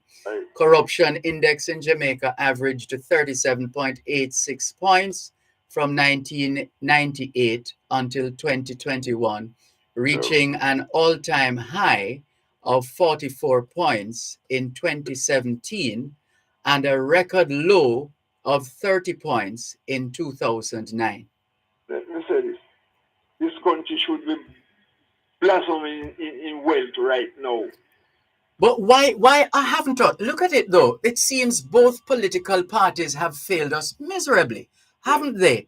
Yes. Because after all these decades, and we are still at this place. No. So with all the change of government from this one to that one to that one, we're still here. Why? No. And if both political parties had the answers, then surely they could have fixed Jamaica a long time ago. Why haven't they? Oh, but remember, up to 2010, Jamaica will have to be borrowing all over the world to run our affairs. So we will have to be paying back something like about 80 cents out of every dollar. Every dollar. Towards what? Towards debt. Where do you get that from? Yes, it's 80 or 70 cents out of the dollar. When? For what period? Over the time from in the 60s coming right down up to 2010 when the PNP took over 2011. Our debt, Jamaican debt was Maybe you need to give Ralston Hyman a call. He's on top of the numbers. Maybe he could help you with the numbers. Because I do my research. We were right. 900. All right, I've given you a long run. Sorry, we have some interviews coming up right now, some scheduled interviews. Yes. Thank you very much for the call. Please call again. Okay, Dervan. Take care. This is your program, Both Sides of the Story, Power 106 FM, still streaming live on the Gleaners website, go-jamaica.com, live on your smart devices all over the world. And we'll get back to your calls in a moment, but we have a couple of scheduled interviews that we're going to do in a moment. At Wellington Dental, they offer cleaning, filling, whitening, and other services for the entire family. The time by Wellington Dental is 4 o'clock. Tune in every Thursday at 3:30 p.m. for Your Legal Corner with Bailey Walker Huntington, during Both Sides of the Story with Dervan Malcolm on Power 106 FM. It's your source of information regarding U.S. immigration matters, combined with Power 106 FM's pioneer of diaspora broadcasting. Call in with your U.S. immigration queries and concerns on 876-9224-11225 or send a text or WhatsApp message to 876-279-8598 and get the answers you need for your U.S. immigration questions. That's Your Legal Corner with Bailey Walker Huntington, Thursdays at 3:30 p.m. during Both Sides of the Story with Dervan Malcolm, only on Power 106 FM. The Auto World. It's the only program on Jamaican radio dedicated to the world of automobile. It's the Auto World with Shelley and McLagan. Get news and reviews relating to vehicles and automotive technology. Learn the ins and outs of mechanical operation. Find out about the various stakeholders in the local and international automotive sectors. From auto finance to road safety to motorcycles, the Auto World is your one-stop shop for everything auto. That's the Auto World with Shelley and McLagan. Weekdays at 5:15 p.m. on Power 106 FM and the Power 106 FM app.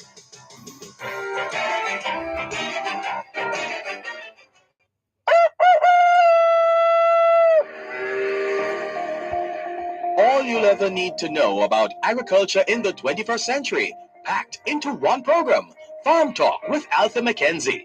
Farm Talk, showcasing cutting-edge agricultural products, services, and practices.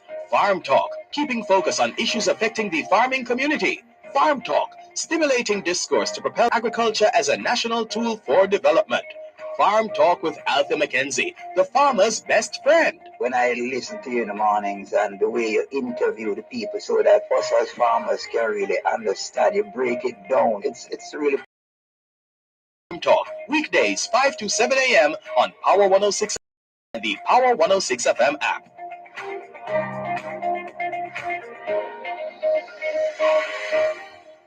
And starvation, ecological calamity.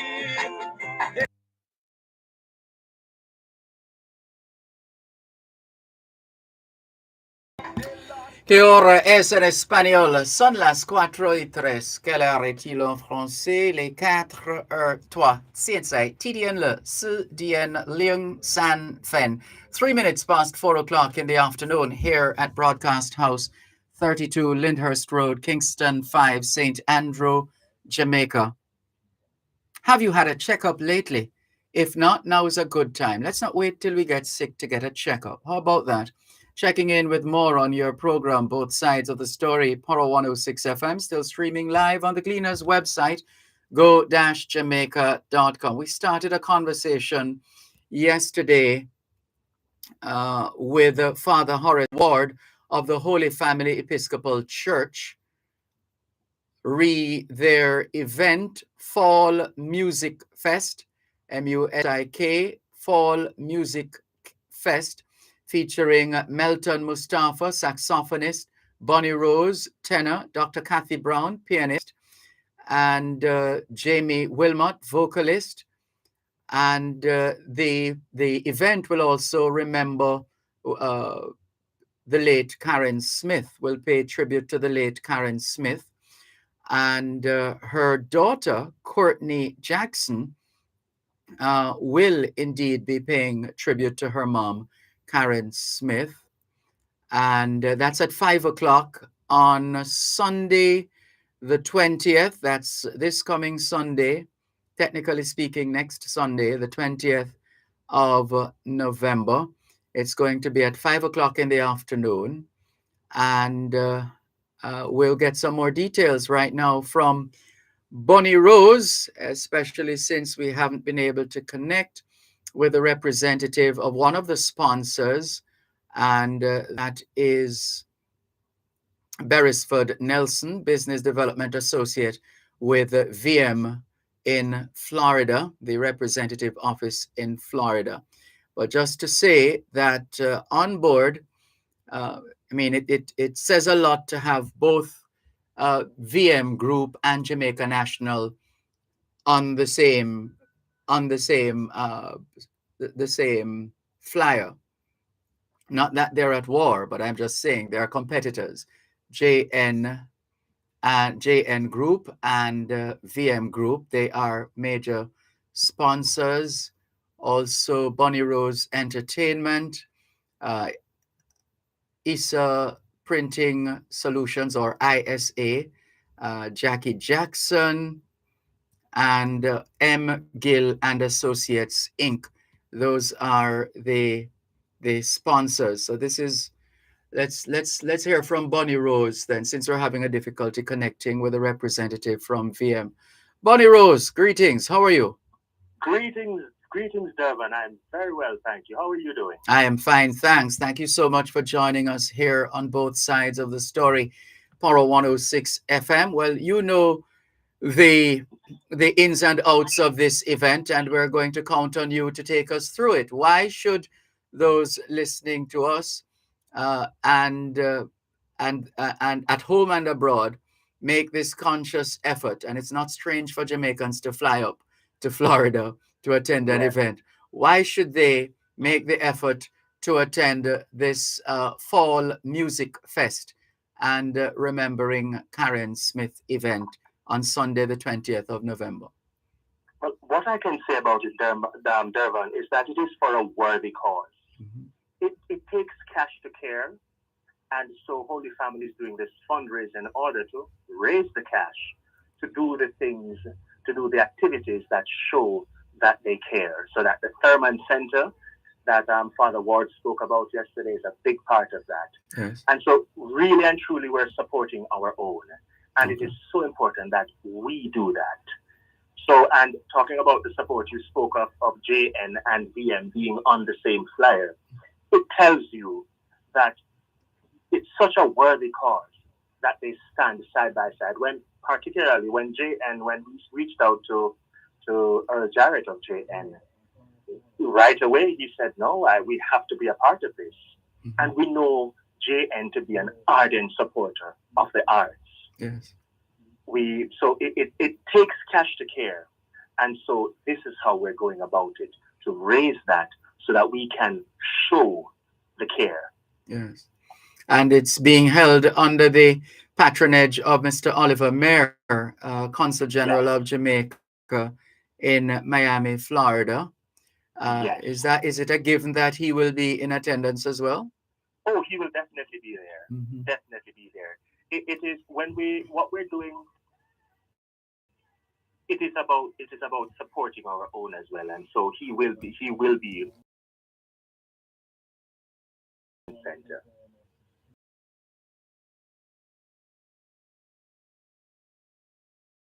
You may reach out to Nerissa Samos of Bunny Road at 954-861-8146, and a stalwart supporter of all things Jamaican, Addie Chin at 954-708-0363. And you can also reach out to the church office. You and Father Ward, who will be our MC, the inimitable Sophia Nicholson. You may get her at 305-331-1900. Great. And tickets are also available on Eventbrite. So we're making it as easy as we can, as possible, to make it possible for persons to support. So go online, even if you can't be there, purchase that ticket to support. If you can't be there, we also have it online. You select that option for virtual viewing. Right. So and we make it easy. Well done. And we gather we have the representative officer for VM in Florida, Mr. Beresford Nelson, Business Development Associate. Good afternoon, Mr. Nelson. How are you? I'm good, thanks. I'm pretty well today. I am fine, thanks. Thank you very much for joining us. Can you share with our listeners the reason why VM Group, through their representative office in Florida, decided to support this event? Sure. I think, without a shadow of a doubt, a corporate social responsibility. In addition, we are part of the whole Jamaican community. And once we hear Jamaica, then automatically we jump on board to see how best we can make that link between Jamaica and the VBS. So there wasn't any question about joining any at all. Yes. It with this kind of gathering, which will usually be made up, or which would naturally be made up by a lot of Jamaicans, one would imagine then it becomes a kind of reunion of sorts, uh, getting in touch with old friends, so to speak, etc., and an opportunity for VM Group perhaps to remind Jamaicans in Florida of the fact that, first of all, you have a presence in Florida and you can still serve them from Florida. So it does make sense. Go ahead. Correct, because Jamaicans know the connection with Victoria Mutual Building Society, given that we do home ownership, financing, and savings accounts in Florida. It's good to make sure that we can make that connection with them. Yes. And where can they find the VM representative office in Florida? Our office is located at 2600 South University Drive, Suite 109, and the zip code is 33025. So again, it's 2600 South University Drive, Suite 109 in Merlar, and our zip code is 33025. And say a bit more now, Bonnie Rose, on the show itself. What can those you're encouraging to attend and support this event? What can they expect from this this fall music fest? Top performances, top class music out of Jamaica. When you hear Dr. Kathy Brown on the keyboard, she transports you. Jamie Wilmot is going to blow us away with that voice. Melton Mustafa, Courtney Jackson representing her mom. I heard Courtney sing the other day, and I said to her, Courtney, each generation is supposed to improve on what was there before. And you are going to be in for a treat when you hear Courtney honoring her mom. And as you know, I'll be there as well. And I'm just going to be giving you music from my soul, from my soul to yours. Yes. It's just going to be an evening of beautiful, family-friendly entertainment. And for the benefit of those who want to make sure that they have enough money in their pocket to go and get their tickets, remind us of the ticket prices. It's $30 for the regular price ticket and $40 for our VIP tickets.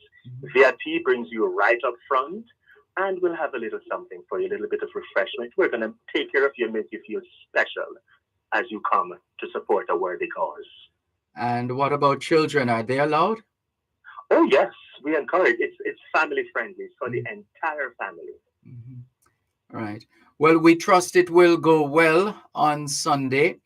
We're happy for another opportunity to speak about this event because of the value added involved in terms of the outreach work that the Holy Family Episcopal Church does in the city of Miami Gardens and no doubt elsewhere. So we're wishing you and all the other performers all the very best, and we know it will be a success, and those who are to benefit will indeed benefit. Thank you so much, Bonnie Rose, and thanks a lot as well to the VMBS representative in South Florida. That's Beresford Nelson, Business Development Associate with VM in Florida. Thank you as well for your work, and thanks to VM supporting this event. And thank you for having me. It's been a pleasure. Take care. Bye-bye.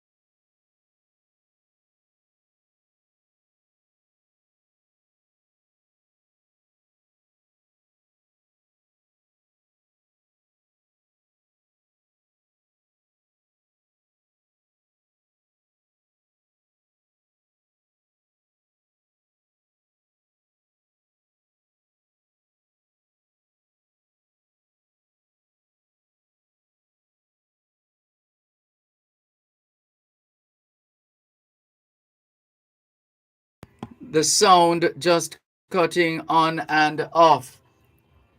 She says, this is going for a couple of days. Not able to hear on radio nor Facebook. We're sorry to hear that, Budai.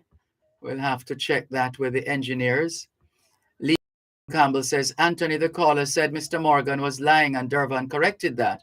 We shouldn't label someone a liar without knowing what exactly that person may know or not have known when they made the utterances. The caller came around, says Lisa Brown Campbell. And she says it happened to her yesterday in terms of the in terms of the sound cutting in and out. Barbara Campbell, good afternoon to you. Sharon Richards, welcome and good afternoon, she says, and she's greeting the listeners as well. One love. Hubert Fowlin, good afternoon to you as well. And to the listening audience, he says, Velta Wilson, greeting everybody. And she was having a good laugh earlier on. I wonder what she found so funny. And she says, the lazy youths do not want work. Well, not all of them, not all of them. She says, some don't want to start at the bottom. They're looking at the earnings and achievements of elders who worked hard to reach the top. And over on YouTube, that's James from East London. Leighton Griffith says, good afternoon, everyone from America. Asha Ash is in the UK. Olimar Pressful says, good afternoon, Mr. Dervan. Awesome show, sir, keeping us informed for many years. Donovan Campbell says, good day, Mr. Malcolm and listeners. Nardia Willis says, good afternoon, Mr. Malcolm. I'm here listening. Keep up the good work. You're very kind. Thank you, Narda. Let's go to the phone lines once again, 876-922-4112-5. Good afternoon. Thanks for calling. Good afternoon, Dervan. Good afternoon. How are you? Giving thanks for life. And you? I'm blessed. Good. Sometimes ago, I think it's in the 90s, when crime seemed to be getting out of hand, the government of the day sent for some policemen from Britain. Yes. In order to see if they could bring us a different kind of administrative kind of management and leadership to the force. I remember. But I think that the biggest mistake they made, they should have brought, yes, well, the police, and they came and they did well. Let me say that. Yes. But I think what should have happened, they should bring some journalists, because I think that is where we are lacking. I agree with you. Yeah, I think that's very lacking. What has happened, I think the media can only... And that's sarcasm, by the way. That's sarcasm. It's just reality. Because first of all, I am not a journalist. No, I am not saying that. So, no. Hold on.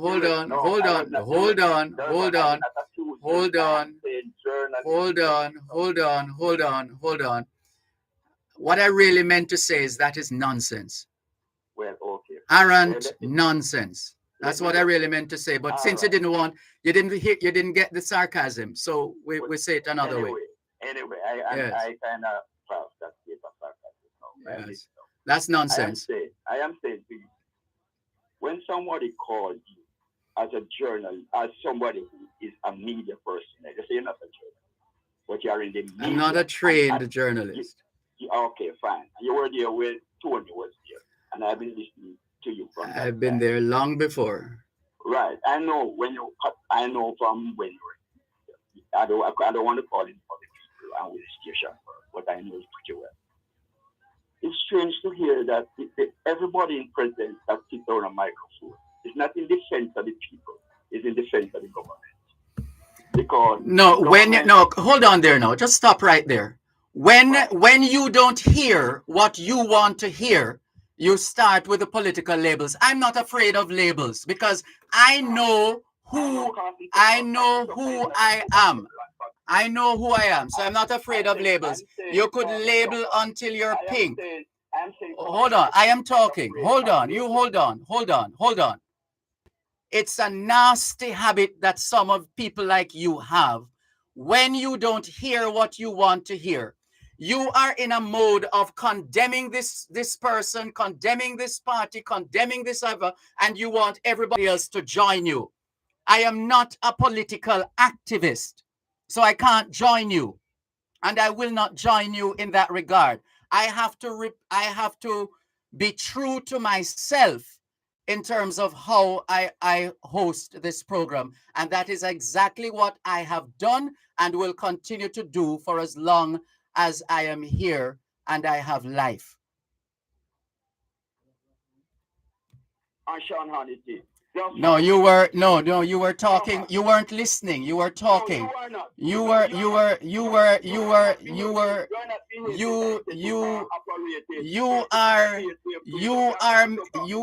Mr. Defender. No.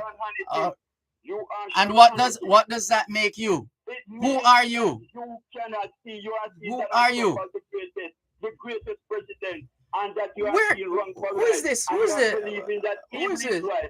Who is this? Who is this fellow? Who is this fellow? You are a Sean. You are the first person in the history of my life and Jamaica to say that, and that is because you don't even know who my parents are. Because I can't tell you who my parents vote for, because they never ever discussed politics in that house. Never. It doesn't factor in. And that's why I have developed a level of independence in my thinking because of my upbringing. So don't come here with that. I was expecting it, actually. I was expecting it. I was wondering what took you so long, actually. I was waiting for you. I was expecting you. What took you so long? We have a nasty habit. You must be free to hold up whatever color you hold up, whether orange or green, and say whatever you want to say and express yourself. But when someone tries to bring a little balance to the discussion, you don't want to hear that.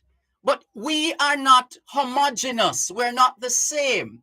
We don't think the same way, and therefore don't act the same way. We're not homogeneous. So it's okay for you to call in and just let go whatever you want to say. You don't want to hear from anybody else. I'm not afraid. I am afraid. I know who I am. I am very comfortable in my skin.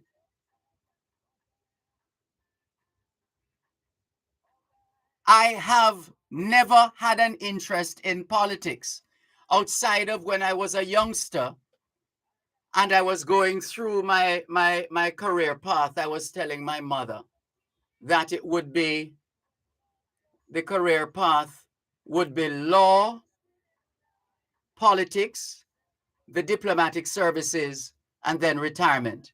My mother said to me, please strike politics off your list. And that's exactly what I did. I struck it off my list. She transmitted to me in that moment to stay away from this thing called politics. And I've always done that, and that's not going to change anytime soon. So people, when you don't say what they want you to say, when they don't hear what they want to hear, I'm accustomed to it by now. I know what it is. Don't come here with that. You're free to call. We have never stopped anybody from calling. You're free to call. But don't bother with that. Don't bother with that. You're listening to Power 106 FM. The time is now 4:30. Get the most accurate news, sports, commentary, business, and more every Sunday from the best. The Sunday Gleaner. Discover a new job, home, or upgrade to a new car. Get the latest in entertainment, health, finance, and so much more. Purchase your copy this Sunday. The Sunday Gleaner gives you everything you need and more. The Gleaner, where life unfolds. Alright. ¿Qué hora es en español? Son las 5:29. Quelle heure est-il en français? Les 5h moins 29. 现在几点了？5点cha jiao fen. 29 minutes to 5 o'clock in the afternoon here at Broadcast House, 32 Lyndhurst Road, Kingston 5, St. Andrew, Jamaica. Do you know where your children are? Are they where they're supposed to be? Doing what they're supposed to be doing? It's a good time to check up on the children. Continuing with more on your program, Both Sides of the Story, Poro 106 FM. Oliver Masters says, I do concur with Mrs. Budai and the others. Your sounding is not the full. It's in and out. Most callers are combative only because they haven't learned listening to what is being said, as in this journalist here, says Oliver Masters. Thank you very much for your message. And Narda Willis says, right, Mr. Malcolm, we don't think the same. Galloway Kevin says, yes and amen. Let's go to the phone lines once again, 876-922-4112-5. Good afternoon. Thanks for calling. Good afternoon, Mr. Malcolm. Good afternoon.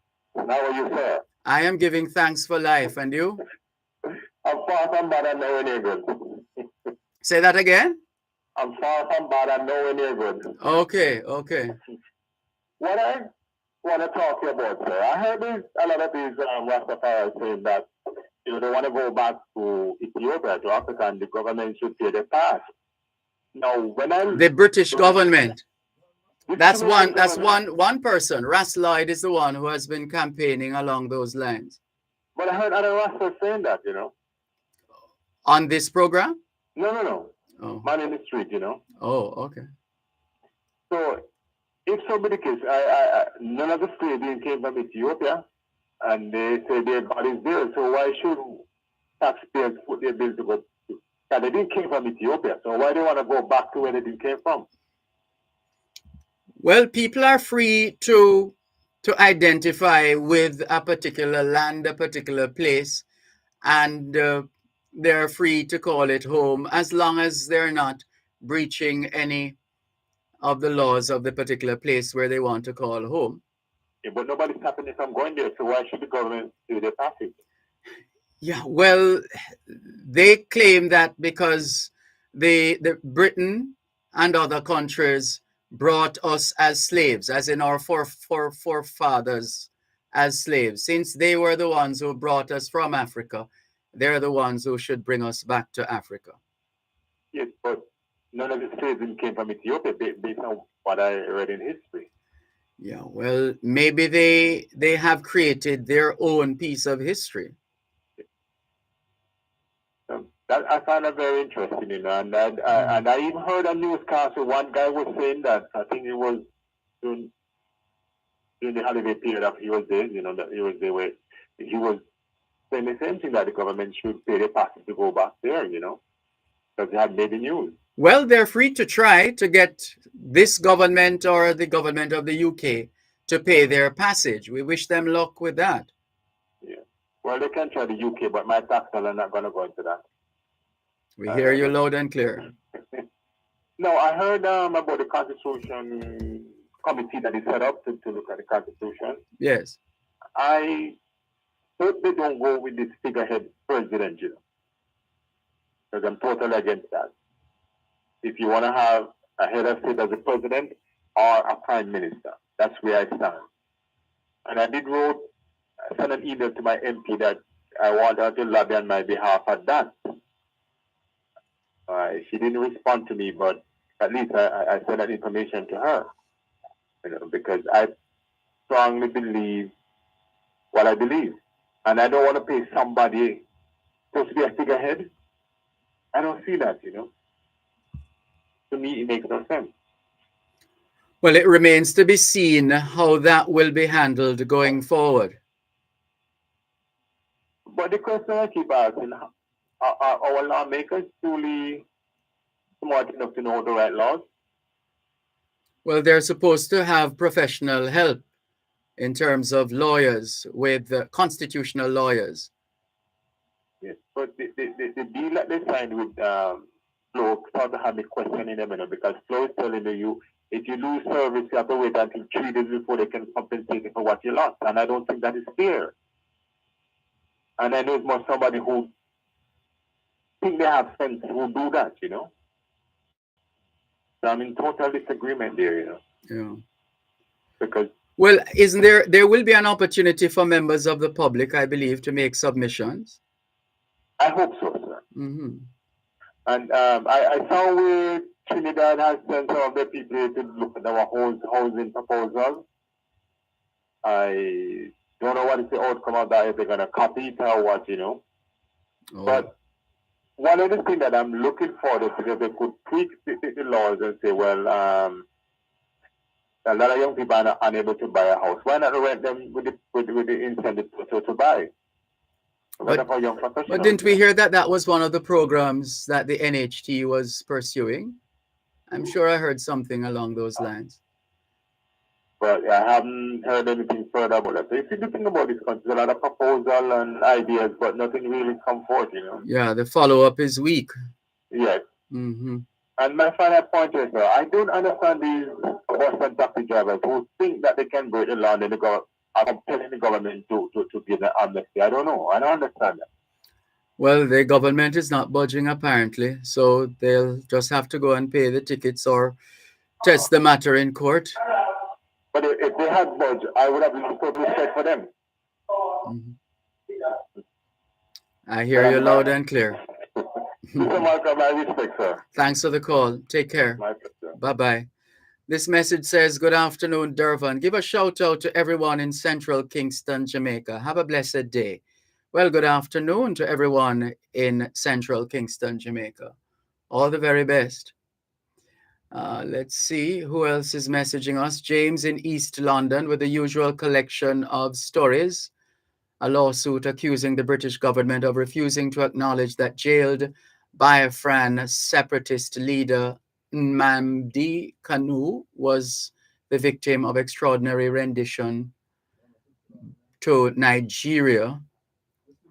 British ships and French Navy are colluding over a handover of traffickers' boats. Inflation hits 11.1% in new 41-year high. An armed police officer who shot himself days after being arrested for drink driving was able to get a handgun after his colleague let him in to the force's armory. Slough robbery sees man cut across forehead with knife after being attacked by group in alleyway. The knife attacks in England are something else. London Overground staff subjected to toxic racist bullying. That's another of the stories. And police officer stabbed while arresting wanted man. UK must be the capital of stabbings. Jeez. Oh dear. Every time we get these stories from James in East London, there's a stabbing. Or 2 or 3. Oh dear. Let's go up the line. This one says, good afternoon, Dervan. Your quote today is a reflection of Jamaica. How are we going to fix this failed state? Well, I'm not going to go there with you at this stage because in order to classify a state as such, it should meet all the criteria, all the factors that are used to draw the conclusion that a state is a failed state. The message goes on, certainly not by states of emergency and rough wards to it. People by our politicians see the responses to Gillette Holness in Florida, Patrick Howell. Dervan, you are working so hard to steady the ship in your quarter, but not many people are listening to you. Please don't give up, bro, says Patrick Howell. The private sector seems to be our third party, and all the shots for the government to have the state of emergency. The PM thinks like his master, Siaga. I was in England and there were cameras at all street corners. Jamaica needs greater technology to fight crime. Remember, we have limited security personnel. All those messages from Patrick Howell. Thank you, Patrick, for your messages. Here's Neville Salah Solomon. He says, Dervan, Robert Morgan, and you know I'm not going to read that, right? Neville Salah Solomon, because you are asking us to join you in accusing someone without the evidence. So we're going to jump over that. And let's see if we can read any other part of the message. Look, I don't know. I don't know of the situation with respect to the construction, the actual construction of Cornwall Regional Hospital. This person, Neville, is suggesting that Cornwall Regional was built in 1974. Well, I didn't know that. Just like Heart NTA, it was Michael Manley's conception. It was Youth Service. Siaga changed it to Heart, the JLP, and then he goes, but he knows I cannot repeat people works. Can people just be honest and respectful? Is that possible? This kind of Jim Screechy thing is undermining your position. Why? What does it matter who built Cornwall Regional and who set up Heart Trust NTA? Aren't these people employed by us as Jamaicans to act on our behalf and to assist us in developing our country? Why are we worshiping political parties and their leaders, past and present? It seems quite cultic. This is quite cultic. Mind you, people are free. People are free to vote for whichever party they want to vote for. And they're also free to be cultic in their approach to their politics and their party. But isn't it then clear? Do we need any more evidence from what we've been getting this afternoon as to why Jamaica is where it is? We are the ones holding back the country. We are the ones. This one says, good afternoon to you and everyone listening. I really enjoy listening to the fourth man. He let me feel hope. When I listened to the rest of the men, I was so down. That man lifted my spirits. Thank you for your message, Pauline. Let's take the break and come back. You're listening to Power 106 FM. The time is now 4:45. Tune in every Thursday at 3:30 p.m. for Your Legal Corner with Dana Walker Huntington, doing both sides of the story with Dervan Malcolm on Power 106 FM. It's your source of information regarding U.S. immigration matters, combined with Power 106 FM's pioneer of diaspora broadcasting.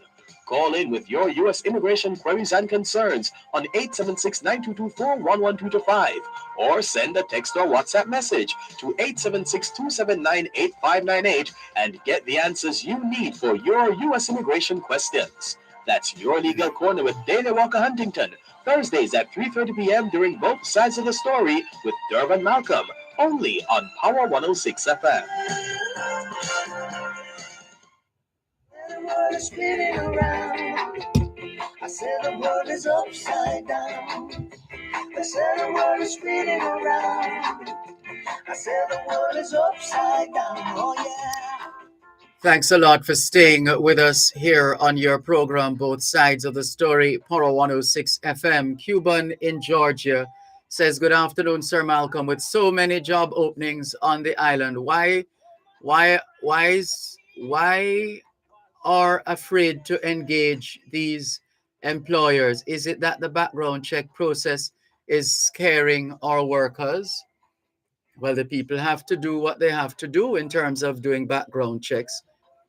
The place, is it on, what's the name of that street in downtown Kingston where they have that what they call it, where you go to get police records and so on? Yeah, it's one of the realities of life these days. This one says, "Mr. Malcolm, I was reading about Singapore and the problems that they overcame and which Jamaica is wrestling with. Can you imagine one of their current problem? It is recurring low birth rate." Yes, indeed, that's been an issue in some countries. This one says, "Greetings. This is Crocs in Black River. The last person I heard bleating for an SOE was Don Webby, and I'm certain that he lives from Halfway Tree upward.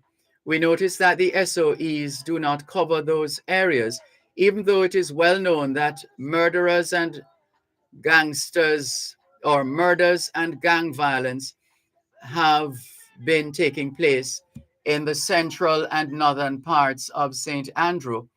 Now we have been made palpably aware of why certain people keep on calling for draconian measures. It is because they know that they and their ilk will never be affected by them." From Crocs in Black River. Then he sends us a rejoinder. He says, "Recently I was thinking about Douglas O'Rain and reflecting on what a man of class, honesty, and integrity that Grace Kennedy has as their managing director. They do not make many like him anymore." Another piece of Crocs's message. He says, "Bravo, Dervan. Listening to you and that caller just now, I'm wondering if you did not choose the wrong profession." Touche, touche, Crocs in Black River. Peter Champagne could not hold a handle to you. You're too kind. You're too kind, Crocs in Black River. He says, "Dervan, I heard you telling Al that you're not a political activist, and I got up and looked in the mirror and told myself that I am not a human being." Enjoy yourself, Crocs in Black River. At least you do it with a little taste and a little style. Enjoy yourself. Thank you very much for your message. Don't have to worry about what you say, Crocs, because I am who I am. Patrick says, "Bless up, Teach. You are a Jamaican. Them PNP and JLP, sir. Well, they're free to be what they want to be." And yeah, Neville Salah Solomon says, "Dervan, people need to know what their party has done. The JLP, they like to say that PNP has not done anything. This is how the Labour Party supporters behave." Salah from Kingston. Dear God, Salah, who doesn't know that the NHT was started by Michael Manley? And how many times are we going to repeat that? I mean, I'm just saying, it is known. There's no secret. What is this thing about? It's almost like worshiping people. What is this thing about worshiping people? Why is it necessary? I don't know. I just think we have, I don't know how people do it, and they're barefaced with it as well. to the point of trying to turn it onto you. I'm amazed at how they do it. I'm amazed. So what? So what? So you are free to be what you want to be, but nobody else is free to be what they want to be. What's this all about? Let's go to the phone lines. 876 922 4112 to 5. Good afternoon. Good afternoon. Thanks for calling. No, lost that caller. Let's move on. Here are some other messages coming in. Who is this now? Oliver says, oh, I read this one already. Kirk MacD says, good afternoon, Dervan Malcolm. Does the JCF equip each police vehicle with a first aid kit and training for minor or major wounds until ambulance first responders are on the scene? That's a good question, D. That's a good question. They should, considering their line of work, but I don't know. I'll have to check that. Natalie Winter says, great afternoon all. Big up from Washington Gardens. Look, Dervan, who built what is a part of the politics. So it is a way of bigging up parties' machinery. Yeah, I'm quite aware of that. But I'm just saying, what's the big deal? I'm saying, what's the big deal? Everybody wants an opportunity. It's as if you're going to get a trophy. Are you going to get a trophy for doing it? Or are you going to be compensated in some way to come on the radio and say, as the JLP used to say, built by labor, built by labor. So now the PNP is saying what? I don't know, built by PNP, built by PNP. I'm saying, anybody remembers the name of this country? It's called Jamaica. It's not called PNP or JLP. It's called Jamaica. But what we've been having is people calling talk shows to try to defend, the Jamaican thing, where me have to go defend my party, and they come on and they defend their party, and they feel good about themselves. Well, more power to you, if that's what it does for you. But it does absolutely nothing for me. Absolutely nothing. Zero.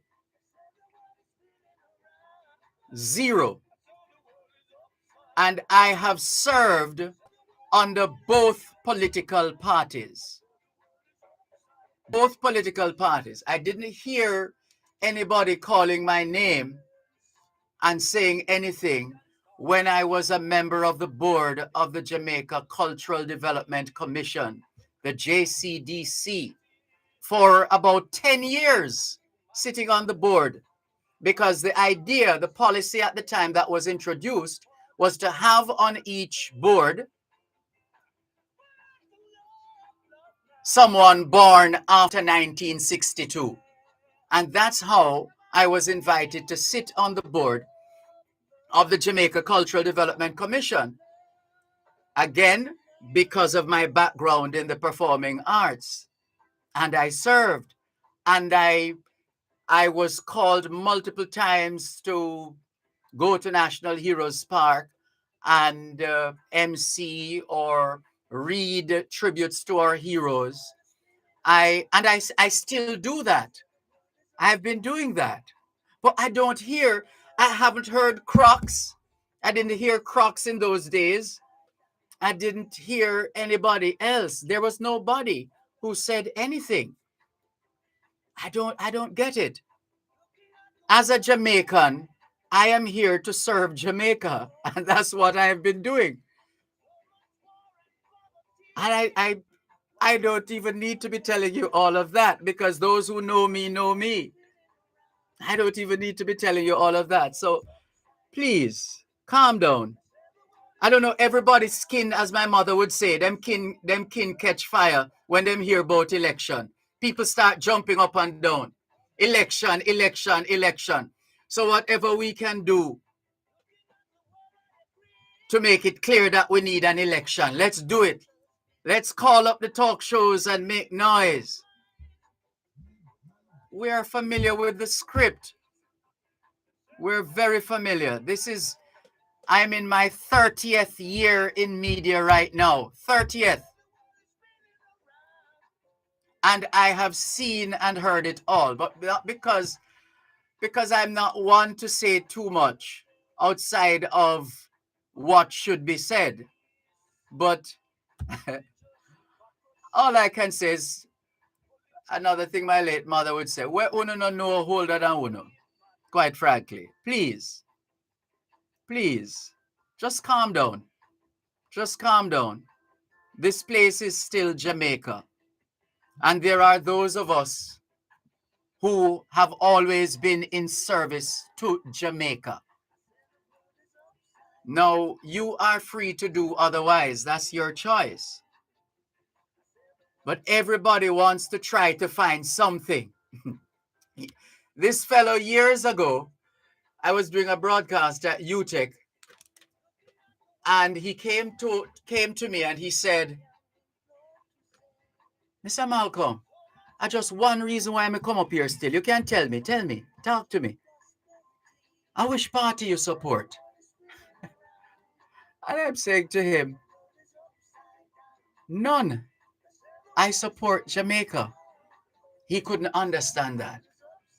He took whatever transport he took to come to University of Technology. So I quite understand how it is. People want to know who you are support. It happens in the civil service on both sides. They want to know if you are supporting a particular political party, if you are supporting their party, or you're supporting another party. I've never had those issues because my mother set me straight from long time when it comes on to politics. I'm very well schooled in that regard. Very well schooled in terms of what to look out for and what to listen out for. So just calm down. Just calm down. All of that excitement today, totally unnecessary. Uncalled for. Uncalled for. If you're going to get paid for it, more power to you. If you're going to get a trophy for it, more power to you. But who's better off after that? Thank you very much for the privilege of serving you on yet another edition of your program, Both Sides of the Story, for today, Wednesday, the 16th of November, 2022. The moving finger writes, and having writ moves on, nor all your piety nor wit shall lure it back to cancel half a line, nor all your tears wash out a word of it. All things being well, both sides of the story returns tomorrow afternoon, 2 to 5. I have to say, I will be away tomorrow and Friday. Jesse Blake will be doing duties. I'll be busy serving the people of Jamaica at 2 educational institutions tomorrow and Friday. So I'll be in school tomorrow and Friday with the children. That's where I'll be tomorrow and Friday. Till then, take care. You're listening to Power 106 FM. The time is now 5 o'clock. News, comprehensive, powerful, and credible. Power 106 FM now presents a simulcast of Radio Jamaica's News at 5.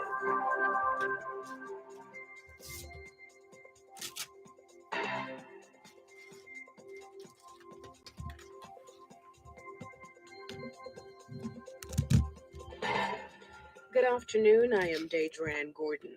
Coming up in the news segment of Beyond the Headlines, today, Wednesday, November 16, 2022. Spanish Town Mayor calls for information on regulations governing recently imposed states of emergency. National Security Ministry explains why only 17% of budget has so far been spent halfway through the fiscal year. Attorney Hugh Wildman to continue submissions on December 5 to have criminal charges against Antigua's DPP Anthony Armstrong stayed. St. Elizabeth police reports a 75% increase in murders since the start of the year. In business news, all categories of fuel will see declines effective tomorrow. The discussion segment of Beyond the Headlines with Dion Jackson Miller comes up after this newscast. The news is brought to you by Flow. Get big savings on a Samsung tablet or phone for only $999 plus GCT when you sign up for Flow Yard and Road. Hi.